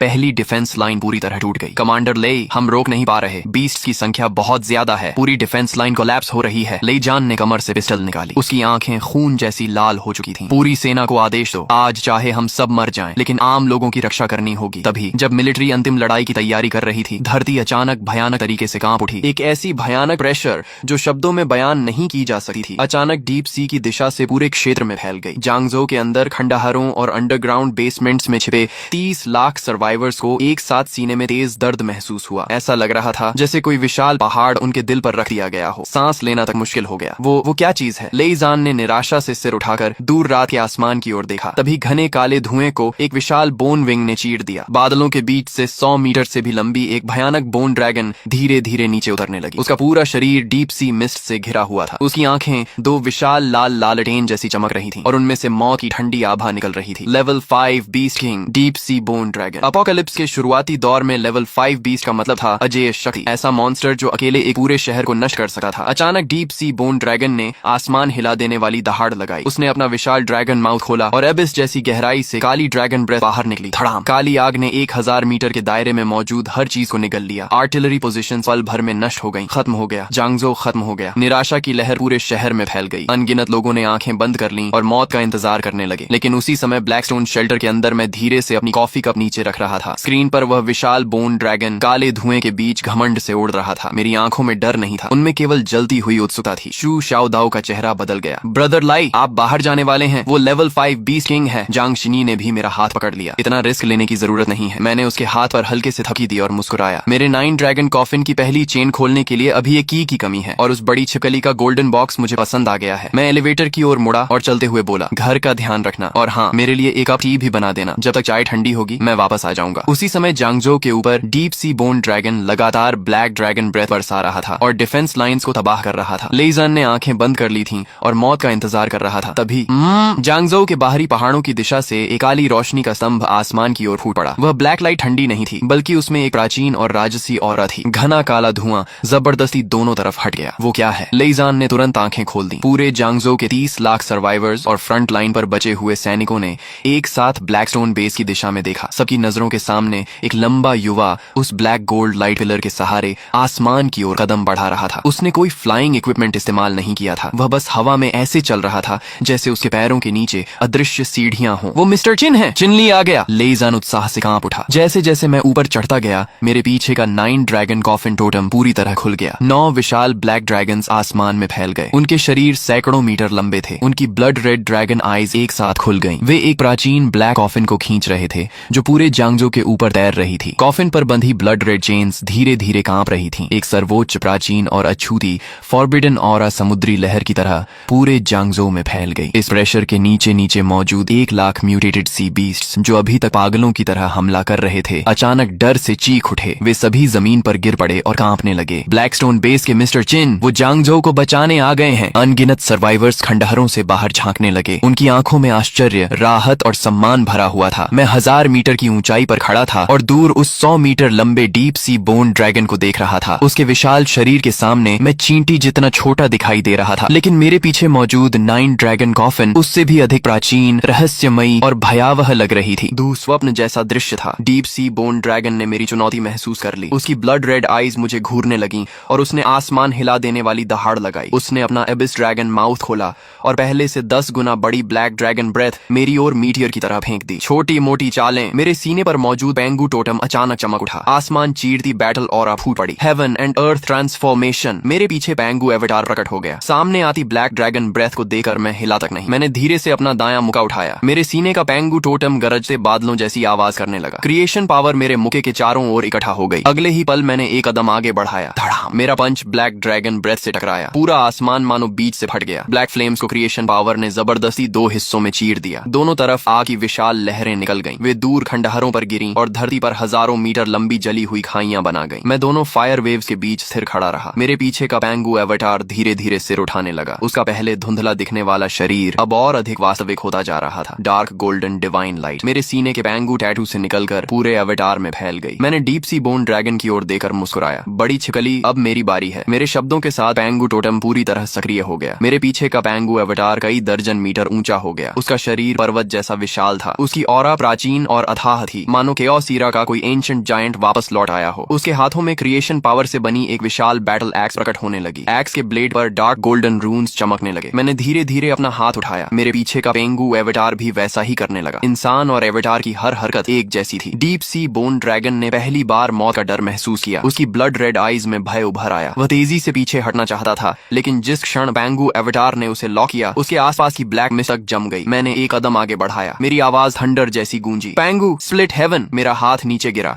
उसी समय पेंगू एवेटार ने भी क्रिएशन एक्स पूरी ताकत से चला दी। धड़ाम। सैकड़ों मीटर लंबी डार्क गोल्डन एक्स लाइट ने ब्लैक मिस्ट को चीर दिया। ऐसा लग रहा था जैसे पूरा आसमान 2 हिस्सों में बंट जाएगा। डीप सी बोन ड्रैगन ने बचने की कोशिश की, लेकिन अब बहुत देर हो चुकी थी। एक्स लाइट उसकी विशाल बोन विंग पर जा गिरी। क्रैक। उसकी बोन विंग तुरंत टूट गई। डीप सी बोन ड्रैगन दर्द से चीख उठा। उसका संतुलन बिगड़ गया और उसका विशाल शरीर मीटियोर की तरह धरती पर गिरने लगा। मैंने उसे सांस लेने का मौका भी नहीं दिया। एक कदम में मैं डार्क गोल्डन लाइट बनकर उसके ऊपर पहुंच गया। पेंगू एवेटार भी मेरे साथ ही आगे बढ़ा। मैंने मुट्ठी बांधी। पेंगू एवेटार ने दोनों हाथों से क्रिएशन एक्स पकड़ ली। डीप सी बोन ड्रैगन सिर उठाने की कोशिश कर रहा था। उसकी आंखों में केवल डर था। मैंने ठंडे स्वर में कहा, टूट जाओ। मेरा मुका नीचे गिरा। उसी क्षण पेंगू एवेटार की क्रिएशन एक्स भी नीचे गिरी। धड़ाम। क्रिएशन एक्स सीधे डीप सी बोन ड्रैगन के सिर पर लगी। भयानक क्रिएशन पावर उसकी खोपड़ी के भीतर घुस गई। धरती जोर से कांप उठी। जांगजो के बाहरी इलाके में दर्जनों मीटर गहरा एक विशाल क्रेटर बन गया। पत्थर आसमान में उड़ गए। डीप सी बोन ड्रैगन का विशाल शरीर क्रेटर के बीच धंस गया। उसकी ब्लड रेड आईज की रोशनी तेजी से बुझने लगी। पेंगू एवेटार धीरे धीरे गायब हो गया। डार्क गोल्डन लाइट भी खत्म होने लगी। मैं क्रेटर के किनारे खड़ा था। मेरे सीने का पेंगू टैटू अब भी हल्का चमक रहा था। Level 5 Overlord deep sea bone dragon मर चुका था। लड़ाई इतनी जल्दी खत्म हुई कि कोई समझ भी नहीं पाया। मेरे उड़ने से लेकर लेवल 5 बीस्ट किंग को मारने तक पूरा युद्ध 3 मिनट से भी कम समय में खत्म हो गया। ब्लैक मिस्ट हट गई। ब्लड मून की लाल रोशनी फिर धरती पर फैल गई। मैंने हेवन एंड अर्थ ट्रांसफॉर्मेशन खत्म कर दी और सामान्य आकार में लौट आया। मैं सीधे ड्रैगन के विशाल सिर पर उतरा। मैंने अपनी उंगलियों को ब्लेड की तरह इस्तेमाल किया और उसकी खोपड़ी चीर दी। उसके अंदर से बास्केटबॉल जितना बड़ा एक लेवल 5 गोल्डन बॉक्स निकला जो ब्लैक गोल्ड लाइट से चमक रहा था। उसके भीतर समुद्र जैसी विशाल एनर्जी महसूस करके मैं संतुष्ट हो गया और उसे हाफ लाइफ स्पेस में रख लिया। नीचे मौजूद 1 लाख सी बीस्ट्स अपने बीस्ट किंग की मौत के बाद पूरी तरह टूट गए। वे समुद्र की ओर भागने लगे। जांगजो बच चुका था। मिस्टर चिन, जियांगजो के 30 लाख लोगों को बचाने के लिए धन्यवाद। पूरे शहर में धन्यवाद की आवाजें गूंज उठी। मैं ड्रैगन के सिर पर खड़ा था और हाथ में लेवल 5 गोल्डन बॉक्स पकड़े हुए था। मैंने इन तारीफों पर ध्यान नहीं दिया। मैंने लेजन की ओर देखा और शांत स्वर में कहा, कमांडर ले, ऐसा मत कहिए। अगर ऑर्डर फोर्सेस ने बीस्ट राइड को सामने से नहीं रोका होता तो जियांगजो शायद मेरे आने तक टिक ही नहीं पाता। लेजन कुछ पल के लिए चुप रह गया। मैंने आगे कहा, यह युद्ध मैंने अकेले नहीं जीता। फ्रंट लाइन पर जो सैनिक मारे गए उन्होंने भी इस शहर को बचाया है। लेजन की आंखें लाल हो गईं। उसके पीछे खड़े कई ऑफिसर्स ने भी सिर झुका लिया। मैंने golden box half life space में रख दिया। अब सर्वाइवर्स को ट्रांसफर करो और डिफेंस लाइन को रिपेयर करो। बीस्ट राइड का पीछे हटना केवल अस्थायी है, असली डिजास्टर अभी बाकी है। लेजान ने गंभीरता से कहा, मिस्टर चिन निश्चिंत रहिए, ऑर्डर फोर्सेस जियांगजो को संभाल लेंगी। मैंने कहा, अगर लेवल 5 से ऊपर का बीस्ट दिखाई दे तो मुझे तुरंत खबर देना। हाई लेवल बीस्ट से मैं निपटूंगा। इतना कहकर मैंने समय बर्बाद नहीं किया। ब्लैक गोल्ड लाइट चमकी और मैं लाइट स्ट्रीम बनकर ब्लैक स्टोन शेल्टर वापस लौट गया। शेल्टर का विशाल गेट बंद हो गया। मैं मॉनिटरिंग रूम में पहुंचा और मेज पर रखी टी का कप उठाकर एक घूंट लिया। टी बिल्कुल सही टेम्परेचर पर है। ब्लैक स्टोन शेल्टर के सबसे निचले कोर चेंबर में मैं विशेष मेडिटेशन प्लेटफॉर्म पर बैठा था। मेरे हाथ में लेवल 5 डीप सी बोन ड्रैगन का गोल्डन बॉक्स था। इस गोल्डन बॉक्स की energy S class blood Python golden box से सैकड़ों गुना अधिक थी। अगर मिलिट्री का सबसे ताकतवर अवेकनर भी इसे सीधे निगल ले तो उसका शरीर तुरंत फट जाएगा। लेकिन मुझे कोई डर नहीं था। मैंने बिना झिझक उसे अब्सॉर्ब कर लिया। ब्लैक गोल्ड एनर्जी बाढ़ की तरह मेरे शरीर में घुस गई। मेरी त्वचा पर ब्लैक फ्रॉस्ट जमने लगी। हड्डियां दबाव से चरमराने लगी। मैंने ठंडी हंसी हंसी। सिर्फ एक मरी हुई छिपकली और मुझे चुनौती। मेरे सीने का पैंगो एवेटार अचानक आंखें खोलकर जाग गया। उसकी क्रिएशन पावर ने ब्लैक एनर्जी को जबरदस्ती दबा दिया, फिर उसे पीसकर सबसे शुद्ध ओरिजिन एनर्जी में बदल दिया। वह एनर्जी मेरे शरीर को लगातार मजबूत करने लगी। उसी समय मेरी पीठ पर मौजूद 9 ड्रैगन कॉफिन टोटम सक्रिय हो गया। 9 ब्लैक ड्रैगन्स ऐसे लग रहे थे मानो त्वचा के नीचे तैर रहे हों। एंशिएंट ब्लैक कॉफिन पर बंधी पहली स्टार चेन बुरी तरह कांपने लगी। टक, एक हल्की टूटने की आवाज मेरी सोल के भीतर गूंजी। अगले ही पल पहली स्टार चेन टूट गई। धड़ाम, ब्लैक गोल्ड एनर्जी का अथाह सैलाब कॉफिन के भीतर से बाहर निकला। मेरी आंखों के सामने अंतहीन डार्कनेस फैल गई। डार्कनेस के सबसे गहरे हिस्से में एंशिएंट ब्लैक कॉफिन धीरे धीरे खुल रही थी। उसी क्षण मुझे एक नई क्षमता मिली। अब मैं 20 गोल्डन बॉक्सेस, 20 रेमनेंट एनर्जी और सील्ड टोटम्स की इंस्टिंक्ट पावर को सीधे डिवावर कर सकता था। ब्लैक कॉफिन उन एनर्जीज को रिफाइन करके मेरे शरीर, हाफ लाइफ स्पेस और 4 फॉरबिडन टोटम्स को मजबूत करेगी। दूसरे शब्दों में, जब तक मेरे पास पर्याप्त एनर्जी होगी मैं लगातार मजबूत होता जाऊंगा। Deep sea bone dragon golden box पूरी तरह रिफाइन होने के बाद मेरा फिजिकल रेल्म सीधे लेवल 5 तक पहुंच गया। हाफ लाइफ स्पेस भी फिर से फैल गई। उसके विशाल किनारे पर अब एक नया क्षेत्र उभर आया था। वह क्षेत्र पूरी तरह ब्लैक डार्कनेस से भरा था। ऐसा लग रहा था मानो एंशिएंट ब्लैक कॉफिन की शैडो वहां मौजूद हो। वह शांत, मृत और अथाह था। मुझे एक मजबूत एहसास हुआ कि जैसे जैसे 9 ड्रैगन कॉफिन की बाकी चेन्स टूटेंगी, ये darkness region half life space से भी अधिक भयावह और रहस्यमयी जगह बन जाएगा। मैंने धीरे धीरे आंखें खोली। पूरे शरीर की हड्डियां गरजते बादलों जैसी आवाज करने लगी। कॉफिन डिवावर, बुरा नहीं, आज से हर बीस्ट मेरे लिए सिर्फ एनर्जी सोर्स है। अगली सुबह ब्लैकस्टोन बेस के अंडरग्राउंड ट्रेनिंग ग्राउंड में मैं अलॉय फ्लोर पर पद्मासन लगाकर बैठा था। Deep sea bone dragon golden box को रिफाइन करने के बाद मेरे शरीर का ब्लड एनर्जी पहले से कई गुना अधिक शक्तिशाली हो चुका था। 9 ड्रैगन कॉफिन की पहली चेन खुल चुकी थी। कॉफिन डिवावर एबिलिटी भी पूरी तरह मेरे शरीर का हिस्सा बन गई थी। अब सामान्य गोल्डन बॉक्सेस से मिलने वाला इंप्रूवमेंट बहुत सीमित हो गया था। अगर मुझे और मजबूत बनना था तो मुझे और भी ऊंचे लेवल के बीस्ट का शिकार करना होगा, कम से कम लेवल 4 या उससे ऊपर के। तभी शू शाओदाओ अंदर आया। उसकी आंखों में उत्साह भरा हुआ था। ब्रदर ली, कल रात आपने अकेले लेवल 5 एंशिएंट ड्रैगन को मार दिया। मैं और चिनी तो लगभग कुछ कर ही नहीं पाए। अगर ऐसा ही चलता रहा तो हम दोनों सिर्फ आपका बोझ बनकर रह जाएंगे। दूसरी ओर से जियांग शिन्नी भी अंदर आई। उसने ब्लैक कॉम्बैट सूट पहन रखा था। उसके लंबे बाल पीछे बंधे हुए थे। उसके चेहरे पर हमेशा वाली शांति थी, लेकिन आंखों में लड़ने की इच्छा साफ दिख रही थी। मुझे भी रियल कॉम्बैट की जरूरत है। केवल गोल्डन बॉक्सेस अब्सॉर्ब करके लेवल बढ़ाने से असली ताकत हासिल नहीं होती। मैंने दोनों की ओर देखकर सिर हिलाया। यही बात मैं खुद भी सोच रहा था। शू शाओदाओ के अर्लंग डिवाइन जनरल और नेजा टोटम्स दोनों टॉप टियर कॉम्बैट टोटम्स थे। जियांग शिनी का 9 हेवंस मिस्टिक मेडन टोटम तो अटैक, डिफेंस, प्यूरिफिकेशन और बैटलफील्ड कमांड सभी में बेहतरीन था। दोनों की पोटेंशियल बहुत बड़ी थी, लेकिन अपोकलिप्स में पोटेंशियल और कॉम्बैट पावर एक जैसी चीज नहीं थी। असली एक्सपर्ट्स हमेशा बीस्ट कॉर्प्सेस के ढेर पर खड़े होकर बनते हैं। मैं खड़ा हो गया। तो फिर बाहर चलते हैं। शू शाओदाओ की आंखें चमक उठी। कहां? मैंने जियांगजो के आसपास का मिलिट्री शेयर्ड मैप खोल दिया। स्क्रीन पर अनगिनत रेड डॉट्स शहर के खंडहरों और बाहरी जंगलों में फैले हुए थे। उनमें से साउथ जियांगजो इंडस्ट्रियल पार्क का रेड मार्क सबसे ज्यादा चमक रहा था। मिलिट्री ने उसे हाई रिस्क जोन घोषित किया था। वहां लेवल 4 बीस्ट नेस्ट होने का शक था। मैंने उस लोकेशन की ओर इशारा किया। South industrial park. कल रात मरीन बीस्ट राइड के पीछे हटने के बाद एक बड़ा म्यूटेटेड बीस्ट ग्रुप वहां बस गया है। मिलिट्री ड्रोन्स ने पुष्टि की है कि वहां कम से कम 3 लेवल 4 बीस्ट्स और बड़ी संख्या में लेवल 2 और लेवल 3 बीस्ट्स मौजूद हैं। शू शाओदाओ हंस पड़ा। शानदार जगह है, मॉन्स्टर्स भी ज्यादा और एक्सपीरियंस भी ज्यादा। जियांग जांग शिन्यी ने मैप को ध्यान से देखा और शांत स्वर में बोली, south industrial park north district military camp से ज्यादा दूर नहीं है। अगर वहाँ के बीस्ट फैल गए तो सर्वाइवर्स इवैक्यूएशन रूट खतरे में पड़ जाएगी। मैंने सिर हिलाया। इसलिए यह मिशन दो काम एक साथ करेगा, ट्रेनिंग भी और मिलिट्री की एक बड़ी प्रॉब्लम भी खत्म हो जाएगी। मैंने लेईजान को कम्युनिकेशन रिक्वेस्ट भेजी। कुछ सेकंड बाद स्क्रीन पर उसका चेहरा दिखाई दिया। वह पिछली रात की तुलना में थोड़ा रिलैक्स लग रहा था, लेकिन आंखों में थकान अब भी साफ थी। मिस्टर चिन, क्या आपको मिलिट्री सपोर्ट की जरूरत है? मैंने सीधे मुद्दे पर आते हुए कहा। साउथ जियांगजो इंडस्ट्रियल पार्क, मैं वहाँ बीस नेस्ट साफ करने जा रहा हूँ। वहाँ लेवल 4 बीस नेस्ट मौजूद है। लेईजान कुछ पल के लिए चुप रह गया, फिर उसके चेहरे पर खुशी आ गई। मिस्टर चिन, हम भी उसी एरिया के लिए रीइंफोर्समेंट रिक्वेस्ट तैयार कर रहे थे। साउथ इंडस्ट्रियल पार्क में बड़ी मात्रा में केमिकल वेयर हाउसेज हैं। अगर बीस्ट्स ने उन्हें नष्ट कर दिया तो टॉक्सिक गैस पूरे नॉर्थ डिस्ट्रिक्ट कैंप को प्रभावित कर सकती है। अगर आप कार्रवाई करते हैं तो मिलिट्री तुरंत ड्रोन रिकॉनेसेंस और एरिया ब्लॉकेड उपलब्ध कराएगी। मैंने जवाब दिया, ठीक है, आउटर पेरीमीटर तुम लोग संभालो, अंदर कोई दखल नहीं देगा। मैं शौदाओ और चीनी को कॉम्बैट ट्रेनिंग देने ले जा रहा हूँ। लेईजान ने गंभीरता से सिर हिलाया। समझ गया, मिलिट्री बाहरी घेरा बनाए रखेगी और किसी भी बीस्ट को भागने नहीं देगी। मिस्टर चिन, कृपया सावधान रहिए। मैंने हल्की मुस्कान के साथ कहा। सावधान रहने की जरूरत उन्हें है। 10 मिनट बाद ब्लैकस्टोन बेस का साइड गेट धीरे धीरे खुला। अंडरग्राउंड गैराज से एक modified black heavy of road vehicle बाहर निकली। उसकी बॉडी बुलेट प्रूफ आर्मर से ढकी हुई थी। टायर्स के बाहर अलॉय एंटी स्लिप रिम्स लगे हुए थे। रूफ पर ऑटोमेटिक मशीन गन भी लगी हुई थी। शू श्याओदाओ फ्रंट पैसेंजर सीट पर बैठा उत्साह से हाथ रगड़ रहा था। जांग शिन्यी बैक सीट पर बैठी थी। उसके हाथ में मिस्टिक हेवन डिवाइन सोर्ड की फैंटम इमेज हल्की हल्की दिखाई दे रही थी। मैं ड्राइवर सीट पर बैठा और एक्सेलरेटर दबा दिया। इंजन ने किसी बीस्ट की दहाड़ जैसी आवाज निकाली। काली off road vehicle Blackstone base से निकलकर दक्षिण की ओर पहाड़ी रास्ते पर दौड़ने लगी। रास्ते भर ब्लैक मिस्ट अभी पूरी तरह नहीं हटी थी। हाईवे के दोनों तरफ बीस्ट द्वारा चबाई गई छोड़ी हुई गाड़ियां बिखरी पड़ी थीं। कभी कभी कुछ लो लेवल म्यूटेटेड बीस्ट्स बाहर निकल आते, लेकिन व्हीकल के पास पहुंचने से पहले ही रूफ पर लगी ऑटोमेटिक मशीन गन उन्हें छलनी कर देती। आधे घंटे बाद साउथ इंडस्ट्रियल पार्क हमारे सामने था। जो कभी रोशनी से जगमगाता मॉडर्न इंडस्ट्रियल जोन था, वह अब पूरी तरह मॉन्स्टर्स का नेस्ट बन चुका था। फैक्ट्रीज ढह चुकी थीं, रोड्स मुड़ तुड़ गई थीं और हवा में तीखी केमिकल स्मेल फैली हुई थी। शू श्याओदाओ ने डोर खोला और कूद कर नीचे उतर गया। ब्रदर लाई, कैसे लड़ना है? मैंने इंडस्ट्रियल पार्क के गहरे हिस्से की ओर देखा। वहाँ 3 ऐसी ऑराज थीं जो बाकी बीस्ट से कहीं अधिक शक्तिशाली थीं। 2 लेवल 4 आयरन आर्मर्ड लिजर्ड्स और एक level 4 poison mist spider queen. इनके अलावा सैकड़ों लेवल 2 और लेवल 3 बीस्ट भी मौजूद थे। मेरे लिए ये सब अब कोई बड़ी बात नहीं थी, लेकिन शू श्याओदाओ और जांग शिन्यी के लिए यह परफेक्ट ट्रेनिंग ग्राउंड था। मैंने हाथ उठाया। मेरी पीठ पर 9 ड्रैगन कॉफिन हल्का कंपन करने लगी। एक अदृश्य प्रेशर पूरे इंडस्ट्रियल पार्क पर छा गया। सभी लो लेवल बीस्ट की गति तुरंत धीमी हो गई,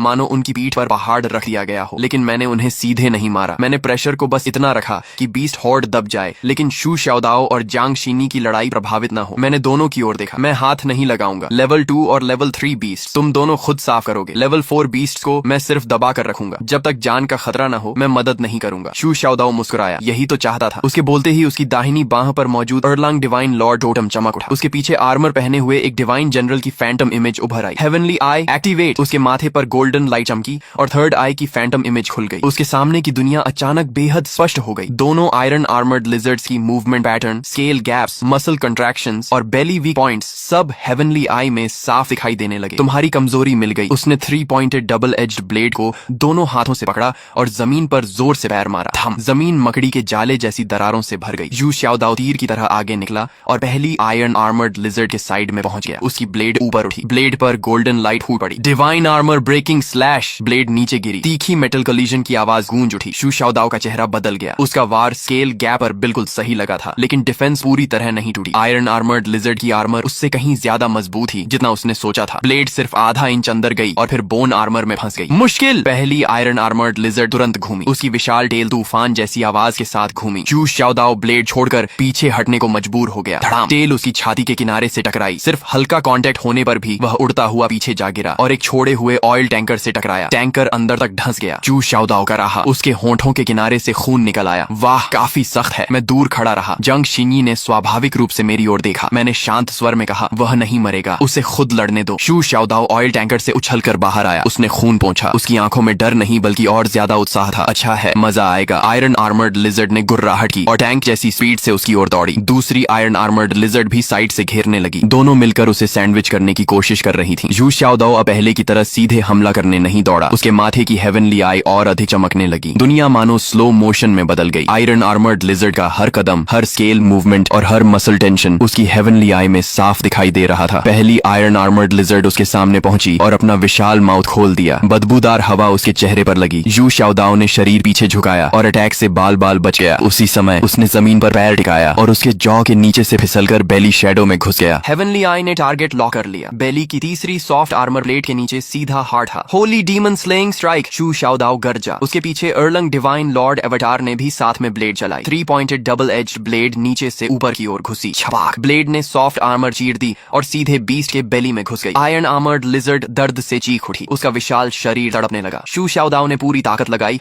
और ब्लेड को ऊपर की ओर खींच दिया। खुल जा। चीरने की आवाज के साथ बीस्ट के बेली में विशाल घाव बन गया। उसका भारी शरीर जमीन पर गिर पड़ा। लेकिन शू शाओदाओ को आराम करने का मौका भी नहीं मिला। दूसरी आयरन आर्मर्ड लिजर्ड पीछे से आ गई। उसने शू शाओदाओ पर हमला नहीं किया। इसके बजाय वह बगल की आधी ढही हुई केमिकल स्टोरेज फैक्ट्री की ओर दौड़ी। जांग शिनी का चेहरा बदल गया। वह केमिकल टैंक उड़ाना चाहती है। अगर वे फट गए तो पॉइजन गैस पूरे इंडस्ट्रियल पार्क में फैल जाएगी। शू शाओदाओ ने तुरंत सिर उठाया। उसकी हेवनली आई की गोल्डन लाइट और तेज हो गई। भागना चाहती है? लिटिल मास्टर के साथ यहीं रुक। उसने अपनी ब्लेड जमीन में गाड़ दी। उसके पीछे अर्लंग डिवाइन लॉर्ड एवेटार और अधिक वास्तविक हो गया। एवेटार के माथे पर भी गोल्डन हेवनली आई खुल गई। दोनों हेवनली आईज की गोल्डन लाइट आपस में जुड़ गई। अगले ही पल दूसरी आयरन आर्मर्ड लिजर्ड पूरी तरह लॉक हो गई। हेवनली आई सोल लॉक। विशाल बीस्ट का शरीर अचानक रुक गया। ऐसा लगा जैसे अदृश्य चेन्स ने उसे बांध दिया हो। वह पागलों की तरह संघर्ष करने लगी। उसके पंजे जमीन में गहरे गड्ढे खोद रहे थे, लेकिन वह गोल्डन लॉक से छूट नहीं पा रही थी। शू शाओदाओ का चेहरा तेजी से पीला पड़ गया। यह स्किल उसकी वर्तमान स्ट्रेंथ के लिए बहुत भारी थी, लेकिन उसकी आंखों में केवल उत्साह था। उसने सिर उठाया और मुस्कुराया। यह वार तुम्हें विदा करने के लिए है। आसमान में ब्लैक मिस्ट को एक गोल्डन ब्लेड लाइट ने चीर दिया। बादलों के बीच एक विशाल 3 पॉइंटेड डबल एज्ड ब्लेड की फैंटम इमेज उभर आई। उसकी लंबाई दर्जनों मीटर थी। गोल्डन लाइट उस पर बह रही थी। उसकी शार्प ऑरा मानो हेवनली जजमेंट जैसी थी। पूरे इंडस्ट्रियल पार्क की हवा जैसे जम गई। शू शाओदाओ ने जमीन में गड़ी ब्लेड को खींचा और बीस्ट की ओर पूरी ताकत से वार किया। Divine judgement slash. अगले ही पल आसमान की विशाल ब्लेड शैडो नीचे गिरी। धड़ाम। गोल्डन ब्लेड सीधे आयरन आर्मर्ड लिजर्ड के सिर पर गिरी। उसकी भारी आर्मर तुरंत टूट गई। विशाल बीस्ट को जमीन में दबा दिया गया। धरती पर दर्जनों मीटर लंबी दरार बन गई। पत्थर आसमान में उड़ गए। धूल का बादल फैल गया। जब गोल्डन लाइट गायब हुई तब लेवल 4 आयरन आर्मर्ड लिजर्ड गहरे गड्ढे में पड़ी थी और बिल्कुल हिल नहीं रही थी। शू शाओदाओ ने मेरी ओर देकर हंसते हुए पूछा, ये मूव कैसा था? स्टाइलिश था ना? मैंने फैक्ट्री के बीचों बीच बनी उस विशाल ब्लेड मार्क को देखा और कहा, ठीक था, लेकिन एनर्जी कंजम्पशन बहुत ज्यादा है। शू शाओदाओ हंस पड़ा। स्टाइल होनी चाहिए, बाकी सब बाद में। काफी देर आराम करने के बाद उसने दोनों आयरन आर्मर्ड लिजर्ड्स के सिर फाड़कर 2 लेवल 4 गोल्डन बॉक्सेस निकाल लिए। जैसे ही गोल्डन बॉक्सेस उसके हाथ में आए, उसकी बाह पर मौजूद अर्लांग डिवाइन लॉर्ड टोटम हल्का कांप उठा। उसके माथे की हेवनली आई फैंटम भी चमकी। लगातार 2 लेवल 4 बीस्ट को मारने के बाद उसका टोटम अपने बॉटल नेक को तोड़ने लगा था, लेकिन उसने गोल्डन बॉक्सेस तुरंत अब्सॉर्ब नहीं किए। अभी अभी हेवनली आई और डिवाइन जजमेंट स्लैश का लगातार इस्तेमाल करने से उसके ब्लड एनर्जी रिजर्व्स लगभग खत्म हो चुके थे। इस हालत में अगर वह जबरदस्ती लेवल 4 गोल्डन बॉक्स अब्सॉर्ब करता तो यह ब्रेक थ्रू नहीं बल्कि मौत को बुलाना होगा। शू शाओदाओ ने दोनों लेवल 4 गोल्डन बॉक्सेस अपने बैकपैक में डाल ली और हंसते हुए बोला, ब्रदर लाई, बेस वापस जाकर अब्सॉर्ब करूंगा। मैंने सिर हिलाया। तभी इंडस्ट्रियल पार्क के गहरे हिस्से से एक तीखी चीख सुनाई दी। एक आधी ढही हुई फैक्ट्री अचानक विस्फोट के साथ टूट गई। डार्क ग्रीन पॉइजन मिस्ट समुद्री लहरों की तरह बाहर फैलने लगी। मलबे के बीच से एक विशाल पॉइजन मिस्ट स्पाइडर क्वीन धीरे धीरे बाहर निकली। उसका आकार लगभग एक ट्रक जितना था। उसकी 8 स्पाइडर लेग्स तेज भालों जैसी थी। उसके पेट से लगातार कोरोसिव पॉइजन मिस्ट निकल रही थी। जहां जहां वह गुजरती वहां स्टील पाइप्स तक सड़ने लगी और सस जैसी आवाज करती। Level 4 poison mist spider queen. Xu Shaodao आगे बढ़ने ही वाला था कि मैंने हाथ उठाकर उसे रोक दिया। ये वाली शिन्यी की है। शू शाओदाओ कुछ पल के लिए रुक गया। जांग शिन्यी पहले ही मिस्टिक हेवन डिवाइन सोर्ड कसकर पकड़ चुकी थी और धीरे धीरे आगे बढ़ रही थी। उसका 9 हेवंस मिस्टिक मेडन टोटम स्वाभाविक रूप से पॉइजन, ईविल ऑरा और पोल्यूशन टाइप बीस्ट्स को काउंटर करता था। पॉइजन मिस्ट स्पाइडर क्वीन उसके ब्रेक थ्रू के लिए सबसे उपयुक्त ओपोनेंट थी। जांग शिन्यी ने शांत स्वर में कहा, इसे मुझ पर छोड़ दो। पॉइजन मिस्ट स्पाइडर क्वीन की 8 ब्लड रेड आईज एक साथ उस पर टिक गईं। अगले ही पल उसके पेट में सूजन आई। धड़ाम। विशाल मात्रा में डार्क ग्रीन पॉइजन मिस्ट बाहर निकली और बाढ़ की तरह जांग शिन्यी की ओर बढ़ी। जांग शिन्यी पीछे नहीं हटी। उसकी पीठ पर 6 व्हाइट विंग्स धीरे धीरे फैल गईं। शुद्ध व्हाइट लाइट उसके शरीर से बाहर फैलने लगी। मिस्टिक मेडन प्यूरिफिकेशन डोमेन भनन। उसके चारों ओर एक सेमी ट्रांसपेरेंट व्हाइट डोमेन फैल गया। पॉइजन मिस्ट जैसे ही डोमेन से टकराई, सस की आवाज आने लगी। बड़ी मात्रा में पॉइजन मिस्ट व्हाइट स्मोक में बदल गई। लेकिन स्पाइडर क्वीन सिर्फ पॉइजन स्प्रे करने वाली बीस्ट नहीं थी। उसकी 8 स्पाइडर लेग्स अचानक जमीन में धंस गईं। अगले ही पल दर्जनों पॉइजन थ्रेड्स मलबे के बीच से निकलकर जांग शिन्यी की ओर चारों दिशाओं से बढ़े। जांग शिन्यी ने सामने के थ्रेड्स काट दिए, लेकिन और थ्रेड्स साइड और बैक से आने लगे। छप। एक थ्रेड उसकी बाह को छू गया। कॉम्बैट सूट तुरंत कट गया और उसकी स्किन पर डार्क ग्रीन निशान उभर आया। शू शाओदाओ का चेहरा बदल गया। शिन्यी! जांग शिन्यी ने पीछे मुड़कर नहीं देखा। उसने बाएं हाथ से घाव को पकड़ा। 9 हेवंस मिस्टिक मेडन टोटम चमका। सॉफ्ट व्हाइट लाइट घाव पर फैली और पॉइजन तेजी से बाहर निकल गया। मैं ठीक हूँ, उसने स्पाइडर स्पाइडर क्वीन की ओर देखा। उसकी आंखें और शांत हो गईं। ये सिर्फ पॉइजन नहीं फैला रही, ये स्पाइडर वेब फॉर्मेशन बना रही है। मैं दूर खड़ा हल्का सा मुस्कुराया। जांग शीनी की कॉम्बैट टैलेंट मेरी उम्मीद से भी बेहतर थी। स्पाइडर क्वीन ने फिर से चीख लगाई। पूरे फैक्ट्री रूइंस में फैले poison threads dark green light से चमकने लगे। कुछ ही मिनटों में उसने पूरे बैटलफील्ड को एक विशाल पॉइजन वेब में बदल दिया था। अगर जांग शीनी एक भी गलत कदम रखती तो वह पॉइजन थ्रेड्स में फंस जाती। जांग शीनी ने आंखें बंद कर ली। उसके पीछे 9 हेवंस मिस्टिक मेडन एवटार उभर आया। इस बार उसने सोर्ड नहीं चलाई। उसने प्यूरिफिकेशन डोमेन को सिकोड़कर केवल अपने आसपास 3 मीटर तक सीमित कर दिया। डोमेन छोटा हो गया, लेकिन प्यूरिफिकेशन पावर कई गुना बढ़ गई। उसने पहला कदम आगे बढ़ाया। उसके पैर के नीचे चमका पॉइजन थ्रेड तुरंत राख बन गया। दूसरा कदम, तीसरा कदम, जहां जहां वह चलती पॉइजन वेब में व्हाइट सेफ पाथ बनता जाता। धीरे धीरे उसका शरीर धुंधला होने लगा। वह चांदनी की किरण जैसी पॉइजन वेब के बीच से गुजर रही थी। स्पाइडर क्वीन की 8 आंखें पागलों की तरह घूम रही थीं, लेकिन वह उसकी सही पोजीशन पकड़ नहीं पा रही थी। अगले ही पल स्पाइडर क्वीन उछलकर ऊपर गई और लगभग लिक्विड फॉर्म में कॉम्प्रेस किया हुआ पॉइजन बॉल नीचे फेंक दिया। पॉइजन बॉल हवा को तकोरोड कर रही थी। जांग शीनी ने अचानक आंखें खोल दी। मिस्टिक हेवन डिवाइन सोर्ड चमक उठी। Holy light break. उसने सोर्ड चलाई। व्हाइट सोर्ड लाइट ने पॉइजन बॉल को बीच से काट दिया। पॉइजन लिक्विड उसके दोनों तरफ गिरा और जमीन में 2 बड़े गड्ढे बना दिए। लेकिन उसी समय जांग शीनी पॉइजन रेन को पार करके स्पाइडर क्वीन के नीचे पहुंच चुकी थी। उसने दोनों हाथों से सोर्ड पकड़ी। उसकी पीठ की 6 विंग्स एक साथ बंद हो गई। सारी purification power sword as per इकट्ठी हो गई। उस पल पूरी दुनिया में केवल वही व्हाइट सोर्ड लाइट दिखाई दे रही थी। 9 heavens purification slash. White sword light आसमान तक उठ गई।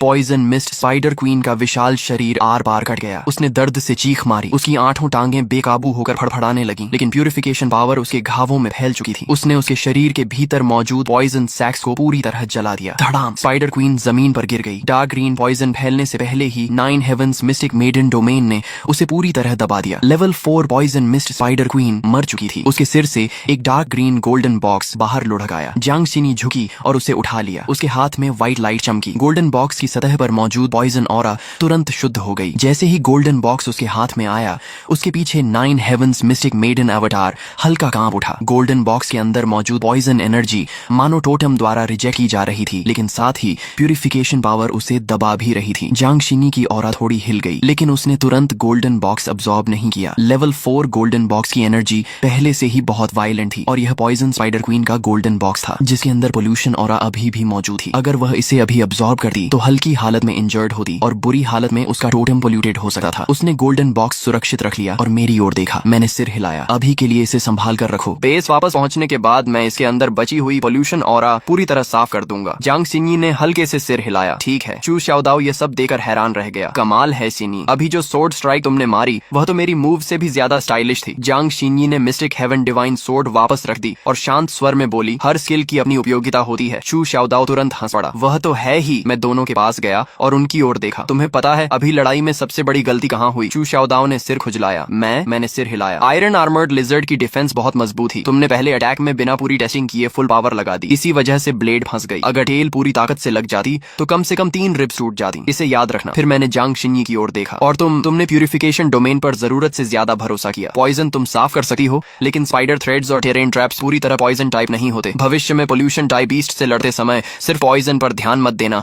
यह भी देखना कि वह बैटलफील्ड कैसे कंट्रोल कर रही है। जांग शीनी ने गंभीरता से सिर हिलाया। समझ गई। मैंने दोनों से कहा, गोल्डन बॉक्सेस संभाल कर रखो। Low level golden boxes realm को स्टेबल करने के काम आती है, लेकिन लेवल 3 और उससे ऊपर की गोल्डन बॉक्सेस, खासकर लेवल 4 गोल्डन बॉक्सेस, बैटलफील्ड पर कभी सीधे अब्सॉर्ब मत करना। यू शाओदाओ ने पूछा, क्यों? अभी तो मुझे लगा एयरलंग टोटम जलने वाली है। मैंने जवाब दिया, वह टोटम रेजोनेंस था। इसका मतलब है कि तुम्हारा बॉटल नेक ढीला पड़ चुका है। लेकिन गोल्डन बॉक्स के अंदर सिर्फ एनर्जी नहीं होती, उसके अंदर बीस्ट की वायलेंट विल और पोल्यूशन ऑरा भी होती है। लो लेवल गोल्डन बॉक्सेस में यह कम होती है, लेकिन हाई लेवल गोल्डन बॉक्सेस को बिना फिल्टर किए अब्सॉर्ब किया तो हल्के में टोटम बैकलैश होगा और गंभीर स्थिति में डेस्टिनी पोल्यूशन तक हो सकती है। जियांग शिन्यी ने अपने हाथ में मौजूद poison mist spider queen golden box को देखा। उसकी सतह पर मौजूद पॉइजन एनर्जी भले ही काफी हद तक प्यूरिफाई हो चुकी थी, लेकिन अंदर अब भी डार्क ग्रीन मिस्ट बह रही थी। वह तुरंत मेरी बात समझ गई। तो पहले फिल्टर करना होगा। मैंने सिर हिलाया। हाँ, बेस लौटकर मैं कॉफिन डिवावर एबिलिटी से इन्हें रिफाइन करूंगा। पोल्यूशन ऑरा और वायलेंट विल अलग कर दूंगा। सिर्फ प्योर टोटम एनर्जी बचेगी। उसके बाद अब्सॉर्ब करोगे तो ब्रेक थ्रू पूरी तरह स्टेबल होगा। साउथ इंडस्ट्रियल पार्क की सारी गोल्डन बॉक्सेस इकट्ठी कर ली गई। लेवल 1 गोल्डन बॉक्सेस कई 100 थी। लेवल 3 गोल्डन बॉक्सेस 20 से ज्यादा थी। लेवल 4 गोल्डन बॉक्सेस कुल 3 थी। पॉइजन मिस्ट स्पाइडर क्वीन की गोल्डन बॉक्स जांग शीनी को मिली और दोनों आयरन आर्मर्ड लिजर्ड्स की गोल्डन बॉक्सेस चू शाओदाओ को। तभी ले जान का वीडियो कॉल आ गया। स्क्रीन पर वह ड्रोन फुटेज देख रहा था और साफ लग रहा था कि उसने राहत की सांस ली है। Mister Chin, south industrial park beast nest पूरी तरह साफ हो चुका है। नॉर्थ डिस्ट्रिक्ट कैंप पर केमिकल पोल्यूशन का खतरा भी खत्म हो गया। आपकी और आपके दोनों साथियों की मदद के लिए धन्यवाद। मैंने सिर हिलाया। वैसे भी इन्हें रियल कॉम्बैट ट्रेनिंग की जरूरत थी। ले जान कुछ पल के लिए चुप रह गया, फिर कड़वी मुस्कान के साथ बोला, मिस्टर चिन मजाक कर रहे हैं। मिलिट्री के लिए यह एक हाई रिस्क नेस्ट था। मैंने चू शाओदाओ और जांग शीनी की ओर देखा। अभी अभी की लड़ाई के बाद उनकी ऑरा पहले से कहीं ज्यादा मजबूत और स्थिर लग रही थी। इस ट्रेनिंग का रिजल्ट उम्मीद से बेहतर था। मैंने लेजान से कहा, आगे अगर इसी तरह के लेवल 4 या उससे ऊपर के 20 नेस्ट्स मिले तो कोऑर्डिनेट्स सीधे हमें भेज देना। जब तक वे हमारे प्लान से नहीं टकराते हम उन्हें हैंडल कर लेंगे। लेजान ने तुरंत सिर हिलाया, समझ गया। कम्युनिकेशन खत्म होने के बाद मैंने दूर धीरे धीरे छोटी ब्लैक मिस्ट की ओर देखा। साउथ इंडस्ट्रियल पार्क तो बस शुरुआत ही। जांगजो के आसपास अभी भी अनगिनत बीस्ट नेस्ट्स मौजूद थी। आम सर्वाइवर्स के लिए वे डेथ जोन्स थीं, लेकिन हमारे लिए वे सबसे अच्छे ट्रेनिंग ग्राउंड्स थे। लेकिन अभी और हंटिंग का समय नहीं था। चू शाओदाओ और जांग शीनी अभी अभी एक कठिन बैटल से निकले थे। उनके बॉटल नेक्स टूट चुके थे। अब समय था कि हाथ में मौजूद गोल्डन बॉक्सेस को सचमुच अपनी ताकत बनाया जाए। ब्लैकस्टोन बेस लौटने के बाद मैंने दाहिना हाथ उठाया। मेरी पीठ पर 9 ड्रैगन कॉफिन हल्की गर्म होने लगी। कॉफिन डिवावर एबिलिटी सक्रिय हो गई। ब्लैक कॉफिन की शैडो मेरे पीछे एक पल के लिए चमकी। तीनों लेवल 4 गोल्डन बॉक्सेस से काली धुंध की पतली लहरें निकलने लगी। यही पोल्यूशन ऑरा और वायलेंट विल थी जो बीस्ट गोल्डन बॉक्सेस में बची हुई थी। अगर कोई सामान्य अवेकनर इन्हें अब्सॉर्ब करता तो उसे अपनी विल पावर से इनका सामना करना पड़ता। सफल हुआ तो स्ट्रेंथ बढ़ती, असफल हुआ तो टोटम बैकलैश होता। लेकिन 9 ड्रैगन कॉफिन के सामने ये पोल्यूशन ऑरा सबसे अच्छा फूड थी। ब्लैक कॉफिन हल्के से कांपी और सारी इम्प्यूरिटीज निकल गई। तीनों गोल्डन बॉक्सेस की लाइट पहले से कहीं ज्यादा प्योर हो गई। मैंने दोनों iron armoured lizard golden boxes Chu Shaodao को दी और poison mist spider queen golden box Zhang Xini को। चू शाओदाओ ने गोल्डन बॉक्सेस लेते हुए हंसकर कहा, थैंक्स ब्रदर लाई। जांग शीनी ने भी धीरे से कहा, धन्यवाद। अगले ही पल दोनों ने गोल्डन बॉक्सेस अब्सॉर्ब करना शुरू कर दिया। चू शाओदाओ में सबसे पहले बदलाव आया। उसकी दाहिनी बांह पर एर्लांग डिवाइन लॉर्ड टोटम जीवित होती हुई प्रतीत हुई। उसके माथे के बीच में एक पतली दरार खुली। उसके भीतर से गोल्डन डिस्ट्रक्शन लाइट छोड़ती हेवनली आई की शैडो धीरे धीरे खुलने लगी। उसके पीछे खड़ा आर्मर पहने एर्लंग डिवाइन लॉर्ड एवटार पहले से कहीं अधिक वास्तविक हो गया। दूसरी ओर जैंग शीनी का परिवर्तन और भी अद्भुत था। Poison mist spider queen golden box की energy 9 heavens mystic maiden totem द्वारा धीरे धीरे प्यूरिफाई होकर अब्सॉर्ब की जा रही थी। डार्क ग्रीन एनर्जी उसके शरीर में प्रवेश करते ही प्योर व्हाइट मिस्टिक लाइट में बदल रही थी। उसके पीछे 9 हेवंस मिस्टिक मेडन टोटम 6 विशाल व्हाइट एनर्जी विंग्स में बदल गया। उसके हाथ में एक नई मिस्टिक हेवन डिवाइन सोर्ड बनने लगी जो ठंडी डिवाइन ऑरा छोड़ रही थी। आधे घंटे बाद दोनों की ऑरा एक साथ उफान मारने लगी। चू शाओदाओ ने सबसे पहले आंखें खोली। उसकी स्ट्रेंथ लेवल 4 अर्ली स्टेज से लेवल 4 मिड स्टेज, फिर लेवल 4 लेट स्टेज तक पहुंची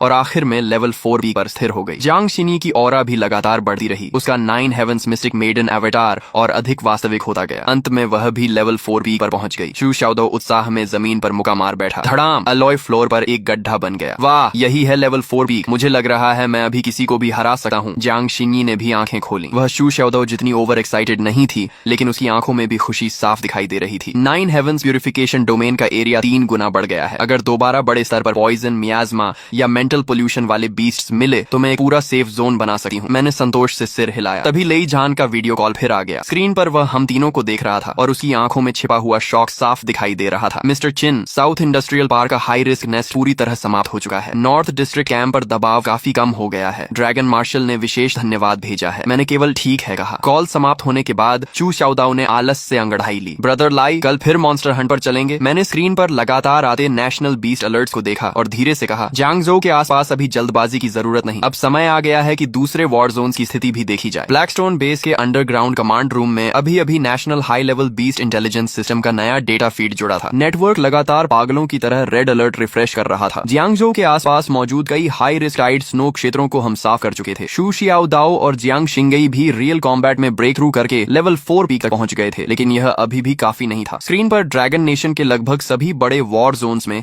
इमरजेंसी की स्थिति थी। Beijing, north west, southern coast, हर जगह नए रेड अलर्ट दिखाई दे रहे थे। उनमें सबसे ज्यादा चुभने वाला साउथ वेस्ट माउंटेन रेंज के ऊपर मौजूद वह एबनॉर्मल थंडर क्लाउड था। शू शियाओदाओ मुंह में आधी बीफ जर्की दबाए देख रहा था और उसकी स्कैल्प तक सुन्न हो गई। लाई गे, ये तो हद से ज्यादा है। जियांगजो अभी संभल संभला ही था और बाकी जगह फिर से फट गई। जियांग शिंगई विशाल स्क्रीन के सामने खड़ा था। उसकी नजर साउथ वेस्ट रीजन पर टिकी थी। वहाँ एक चमकता हुआ रेड डॉट लगातार हाई फ्रीक्वेंसी पर ब्लिंक कर रहा था। हर बार उसके ब्लिंक करने पर आसपास मिलिट्री डिफेंस लाइन को दर्शाने वाले ब्लू मार्कर्स थोड़े और फीके पड़ जाते। उसकी आवाज गई। स्क्रीन पर उसका चेहरा बेहद थका हुआ था। कॉम्बैट यूनिफॉर्म पर गन पाउडर और कीचड़ के निशान लगे हुए थे। Mister Chin, south west war zone emergency support की रिक्वेस्ट करता है। लेई जान ने तेजी से फ्रंटलाइन फुटेज खोल दी। अगले ही पल विशाल स्क्रीन साउथ वेस्ट बैटलफील्ड के रियल टाइम दृश्य में बदल गई। वह पहाड़ों के सहारे बसा एक माउंटेन सिटी था। भारी थंडर क्लाउड पूरे शहर के ऊपर दबाव बनाकर छाए हुए थे। मूसलाधार बारिश हो रही थी, लेकिन वह साधारण बारिश नहीं थी। बारिश में ब्लैक फॉग, पोल्यूशन और ब्लू पर्पल इलेक्ट्रिक आर्क्स मिले हुए थे। वे आर्मर्ड व्हीकल्स पर गिरकर कान फाड़ देने वाली आवाज निकाल रहे थे। सड़कों पर जमा पानी अब एक विशाल कंडक्टिव नेटवर्क बन चुका था। टैंकों के अवशेष सड़क किनारे पड़े थे। अनगिनत सैनिक थंडर पॉइजन एक्सपोजर का खतरा उठाकर सर्वाइवर्स को नॉर्थ टनल की ओर इवैक्यूएट कर रहे थे। कैमरा हिला तो एक युवा सैनिक बेहोश छोटी लड़की को गोद में लिए इवैक्यूएशन व्हीकल की ओर पूरी ताकत से दौड़ता दिखाई दिया। लड़की का चेहरा सफेद पड़ चुका था। वह अपनी बाहों में बारिश से सड़ चुकी आधी गुड़िया को कसकर पकड़ी थी। जल्दी, पहले बच्चे को गाड़ी में चढ़ाओ। युवा सैनिक ने लड़की को वाहन के अंदर पहुंचाया ही था कि उसके पैरों के नीचे का पानी अचानक ब्लू पर्पल इलेक्ट्रिक आर्क से चमक उठा। सावधान! पास खड़ा एक बुजुर्ग सैनिक रोते हुए उसकी ओर झपटा और उसे जोर से वाहन के दरवाजे की तरफ धक्का दे दिया। अगले ही पल बिजली फट पड़ी। बुजुर्ग सैनिक पूरी तरह थंडर लाइट से उछल गया और जोर से खंडहर में जा गिरा। उसकी प्रोटेक्टिव सूट से सफेद धुआं निकल रहा था, लेकिन उसकी उंगलियां अब भी कॉन्वॉय की दिशा में इशारा कर रही थीं। मेरी मत सुनो, बच्चे को पहले ले जाओ। वाहन के अंदर छोटी लड़की जाग गई। वह खिड़की से चिपकर बारिश में गिरे उस सैनिक को देख रही थी और उसकी आवाज रोते रोते बैठ गई थी। अंकल! तुरंत दो रियर गार्ड सैनिक शेल्टर से बाहर निकले और उसे वापस खींचने दौड़े, लेकिन पानी में इलेक्ट्रिक आर्क्स अब भी पागलों की तरह फैल रहे थे। उनमें से एक जैसे ही पानी में घुसा, उसके पीछे का आर्मर स्पार्क्स छोड़ने लगा और वह घुटनों के बल गिर पड़ा। मेडिक की आंखें लाल हो गईं और वह चीखने लगा। कॉन्वॉय कमांडर ने मुठियां कस लीं। उसकी आंखें भी लाल थीं, लेकिन उसने दांत भींचकर आदेश दिया, अंतिम इवैक्यूएशन कॉन्वॉय आगे बढ़ेगा। रियर गार्ड रेस्क्यू करेगी। मेडिकल टीम सपोर्ट के लिए तैयार रहे। सभी वाहन आगे बढ़ो। अगर हम रुके तो सभी लोग थंडर फील्ड में खत्म हो जाएंगे। शू शियाओ दाओ के मुंह की बीफ जर्की मेज पर गिर गई। उसके चेहरे की सारी मुस्कान गायब हो चुकी थी। जियांग शिंगई की आंखें भी ठंडी पड़ गईं। कैमरा और दूर गया। शहर के किनारे एक विशालकाय मॉन्स्टर खंडहरों के बीच सीधा खड़ा धीरे धीरे आगे बढ़ रहा था। उसकी ऊंचाई 80 मीटर से ज्यादा थी। वह किसी विशाल छिपकली की तरह दिखता था, लेकिन किसी भी छिपकली से कहीं ज्यादा भयानक था। उसके पूरे शरीर पर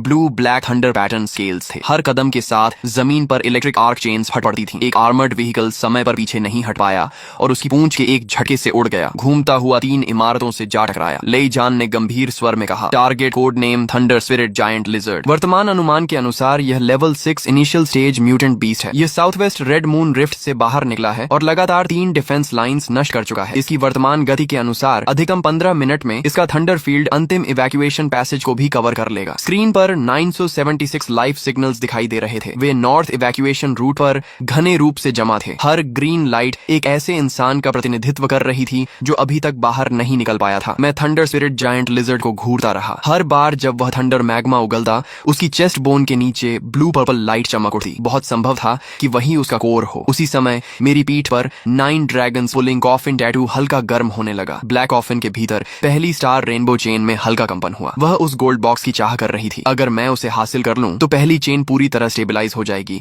और शायद दूसरी लॉक भी ढीली पड़ जाए। मैं धीरे धीरे खड़ा हो गया। मैं जा रहा हूँ, जाइए। मिस्टर चिन, धन्यवाद। इन बातों की जरूरत नहीं। देश और जनता की रक्षा करना भी हमारी जिम्मेदारी है। पहले कन्वॉय को आगे बढ़ाते रहो। थंडर स्पिरिट जायंट लिजर्ड मुझे सौंप दो। तुम लोग अपनी आखिरी फायर पावर इवैक्यूएशन पैसेज के दोनों तरफ केंद्रित करो। बीस्ट हॉर्ड को कॉन्वॉय तक मत पहुंचने देना। समझ गया। मैंने बैटलफील्ड मैप की ओर देखा। थंडर स्पिरिट जायंट लिजर्ड एक थंडर टाइप म्यूटेंट बीस्ट है। उसके आसपास निश्चित रूप से अर्थ वेन थंडर फील्ड बना होगा। ड्रोन्स को ज्यादा पास मत भेजना। Electronic devices core thunder field में पहुंचते ही फेल हो सकते हैं। लेई जान ने तुरंत यह सब रिकॉर्ड कर लिया। फिर मैंने शू शियाओदाओ और जियांग शिंगई की ओर देखा। शियाओदाओ, शिंगई, चलो। शू शियाओदाओ तुरंत खड़ा हो गया। आखिरकार हमारी बारी आ गई किसी असली टफ बैटल को लड़ने की। मैं थंडर पॉइजन रेन को प्यूरिफाई करूंगा और घायलों की रक्षा करूंगा। Thunder poison rain, polluted thunder field और इंजर्ड इवैक्यूएशन, ये सब तुम्हारे जिम्मे है। ठीक है। 3 मिनट बाद ब्लैक स्टोन बेस की छत पर लगा भारी आर्मर धीरे धीरे खुला और मिलिट्री द्वारा अस्थायी रूप से भेजा गया एक हाइपरसोनिक एयरक्राफ्ट तैयार खड़ा था। ट्रांसपोर्ट एयरक्राफ्ट पहले से ही प्लेटफॉर्म पर खड़ा था। शू शियाओदाओ ने एयरक्राफ्ट की तरफ देखा, फिर मेरी तरफ देखकर बोला, लाइक जी, अब तो हम सब अवेकन हो चुके हैं। फिर भी क्या हमें प्लेन से जाना पड़ेगा? क्या आप सीधे उड़कर नहीं जा सकते? मैंने कहा, जा सकता हूँ। तो फिर प्लेन में बैठने की क्या जरूरत है? जियांगजो से साउथ वेस्ट तक हजारों किलोमीटर का सफर है। बाहर हर जगह ब्लैक फॉग, थंडरस्टॉर्म और फ्लाइंग म्यूटेंट बीस्ट्स हैं। इतने लंबे क्रॉस वॉर जोन फ्लाइट में बहुत ज्यादा एनर्जी कंज्यूम होगी। बैटलफील्ड पर पहुंचने के बाद तुम क्या करना चाहोगे? पहले आधा घंटा सांस लेना या फुल कंडीशन में लड़ना? शू शियाओदाओ ने तुरंत कहा, तो फिर प्लेन से ही चलते हैं। ट्रांसपोर्ट एयरक्राफ्ट के इंजन गरज उठे। विशाल एयरक्राफ्ट ब्लैक स्टोन बेस से निकलकर नीचे फैले ब्लैक फॉग को चीरता हुआ साउथ वेस्ट की ओर तेज रफ्तार से उड़ गया। 1 घंटे से ज्यादा समय बाद aircraft south west war zone की आउटर एरिया में पहुंच गया। खिड़की के बाहर आसमान का रंग पूरी तरह बदल चुका था। भारी थंडर क्लाउड्स पहाड़ों के ऊपर दबे हुए थे। मूसलाधार बारिश हो रही थी। ब्लू पर्पल इलेक्ट्रिक आर्क्स विशाल अजगरों की तरह बादलों के बीच घूम रहे थे। पायलट की आवाज आई, मिस्टर चेन, आगे 30 किलोमीटर पर एक्सट्रीम थंडरस्टॉर्म जोन शुरू हो रहा है। इलेक्ट्रॉनिक डिवाइसेस पर गंभीर इंटरफेरेंस है। इससे आगे एयरक्राफ्ट क्रैश होने का खतरा है। मैंने कहा, दरवाजा खोलो। कैबिन डोर धीरे धीरे खुल गया। तेज हवाएं और बर्फ जैसी ठंडी बारिश एयरक्राफ्ट के अंदर घुस आई। दूर माउंटेन सिटी थंडर लाइट और आग की लपटों में डूबा हुआ दिखाई दे रहा था। शू शियाओदाओ दरवाजे तक गया और 1000 मीटर नीचे की ऊंचाई पर नजर डालकर मुस्कुराया। ऐसी एंट्री ही इस यंग मास्टर को शोभा देती है। नेजा! धमाके के साथ 3 सिर और 6 भुजाओं वाला नेजा धर्माफॉर्म उसके पीछे प्रकट हुआ। Fire tip spear, universe ring और रेड आर्मिलरी सैश की परछाइयां एक एक करके उभर आईं। Xu Xiaodao wind fire wheels पर खड़ा हुआ और एयरक्राफ्ट से छलांग लगा दी। लाल आग की एक लकीर थंडर स्टॉर्म को चीरती हुई साउथ वेस्ट माउंटेन सिटी की ओर गिरने लगी। वह जलते हुए मीटियर की तरह नीचे जा रहा था। मॉन्स्टर्स, तुम्हारा यंग मास्टर आ गया। दूसरी ओर जियांग शिंगई के 6 पंख फैल गए। शुद्ध सफेद डिवाइन लाइट बारिश के बीच एक साफ क्षेत्र बनाती हुई फैल गई और मैं एयरक्राफ्ट के दरवाजे पर खड़ा था। मेरी पीठ पर 9 ड्रैगन्स पुलिंग कॉफिन टैटू हल्का कांप रहा था। ब्लैक क्रिस्टल एयर फ्लो मेरे पैरों के नीचे इकट्ठा होने लगा। अगले ही पल मैंने भी एयरक्राफ्ट से कदम बाहर रख दिया। तेज हवाएं चेहरे से टकराईं। ब्लैक फॉग उफनने लगा। मैं ब्लैक क्रिस्टल एयर फ्लो पर खड़ा 1000 मीटर की ऊंचाई से तेजी से नीचे उतरने लगा। नीचे साउथ वेस्ट माउंटेन सिटी जल रहा था। थंडर स्पिरिट जायंट लिजर्ड का विशाल शरीर शहर के किनारे खड़ा धीरे धीरे सिर उठा रहा था। उसे शायद हमारे आने का एहसास हो गया था। उसकी ब्लू पर्पल आंखें आसमान पर टिकी हुई थीं। उसके मुंह में जमा ब्लू पर्पल थंडर मैग्मा सीधे नॉर्थ डिस्ट्रिक्ट इवैक्यूएशन पैसेज की ओर निशाना साधे हुए था। वहां अंतिम ट्रांसपोर्ट व्हीकल अभी टनल में दाखिल नहीं हुई थी। मैंने उस लेवल 6 म्यूटेंट बीस्ट की तरफ देखा और धीमी आवाज में कहा, साउथ वेस्ट बैटलफील्ड, मैं पहुंच गया हूं। साउथ वेस्ट माउंटेन सिटी के ऊपर थंडर क्लाउड इतने नीचे झुके थे जैसे आसमान जमीन पर गिरने वाला हो। बारिश ऐसे बरस रही थी जैसे पूरा आकाश उलटकर नीचे उड़ेल दिया गया हो। बारिश में ब्लैक फॉग पोल्यूशन और ब्लू पर्पल इलेक्ट्रिसिटी मिली हुई थी। आर्मर्ड व्हीकल्स पर गिरते ही वे कान फाड़ देने वाली आवाजें निकाल रही थीं। सड़क पर जमा पानी किसी ऐसे कंडक्टिव नेटवर्क में बदल चुका था जो किसी को भी निगल सकता था। दूर थंडर स्पिरिट जायंट लिजर्ड हर कदम के साथ ब्लू पर्पल लाइटनिंग को पानी में फैला रहा था। पूरी सिटी मानो एक विशाल थंडर डोमेन में कैद हो गई थी। नॉर्थ इवैक्यूएशन पैसेज के सामने अंतिम 3 इवैक्यूएशन कॉन्वॉयज अब भी पानी से भरे इलाके में फंसे हुए थे। मेडिकल व्हीकल शॉर्ट सर्किट हो चुकी थी। सिविलियन ट्रांसपोर्ट व्हीकल सड़क धंस जाने से अटक गई थी। रियर गार्ड कन्वॉय लगातार बीस्ट होर्ड के हमलों का सामना कर रही थी। घायलों की चीखें, बच्चों का रोना, सैनिकों की गर्जना और म्यूटेंट बीस्ट की दहाड़ें बारिश की आवाज के साथ मिलकर उस सड़क पर गूंज रही थीं, जिसे थंडर फील्ड किसी भी पल निगल सकता था। साउथ वेस्ट वॉर जोन के सुप्रीम कमांडर ली यूए अस्थायी कमांड व्हीकल के पास खड़े थे। उनकी मिलिट्री कैप पूरी तरह भीग चुकी थी। चेहरे पर यह पहचानना मुश्किल था कि पानी बारिश का था या पसीने का। कम्युनिकेटर में फ्रंट लाइन सोल्जर्स की आवाज लगभग बैठ चुकी थी। कमांडर, ईस्ट साइड रूइंस लगभग टूट चुकी हैं। ली यूए ने कम्युनिकेटर को इतनी जोर से पकड़ा कि उनकी उंगलियां सफेद पड़ गईं। आखिरी ट्रांसपोर्ट व्हीकल को टनल तक पहुंचने में कितना समय लगेगा? 12 मिनट, लेकिन थंडर फील्ड 5 मिनट में यहाँ पहुंच जाएगी। ली यूए की आंखों में पहली बार असहायता दिखाई दी। तभी आसमान से तीखी हवा चीरने की आवाज आई। कमांडर, स्काई में हाई एनर्जी रिएक्शन डिटेक्टेड। ली यूए ने तुरंत सिर उठाया। भारी थंडर क्लाउड्स के नीचे 3 आकृतियां आसमान से उतर रही थीं। सबसे पहले एक सफेद डिवाइन लाइट नीचे आई। जियांग शिंगई के 6 पंख पूरी तरह फैल गए थे। 9 हेवंस मिस्टीरियस मेडन धार्मा फॉर्म उसके पीछे धुंधली दिखाई दे रही थी। उसने थंडर स्पिरिट जायंट लिजर्ड की ओर देखा तक नहीं। वह सीधे इवैक्यूएशन कॉन्वॉय के ऊपर उतरी, क्योंकि वहां कुछ लोग अब ज्यादा देर तक टिक नहीं सकते थे। एक मिलिट्री डॉक्टर अभी अभी मेडिकल व्हीकल से कूदकर पानी में गिरे सैनिक को बचाने दौड़ा था कि ब्लू पर्पल इलेक्ट्रिक आर्क पानी के साथ उसके पैरों तक पहुंच गई। उसका पूरा शरीर झटका खाकर कांपा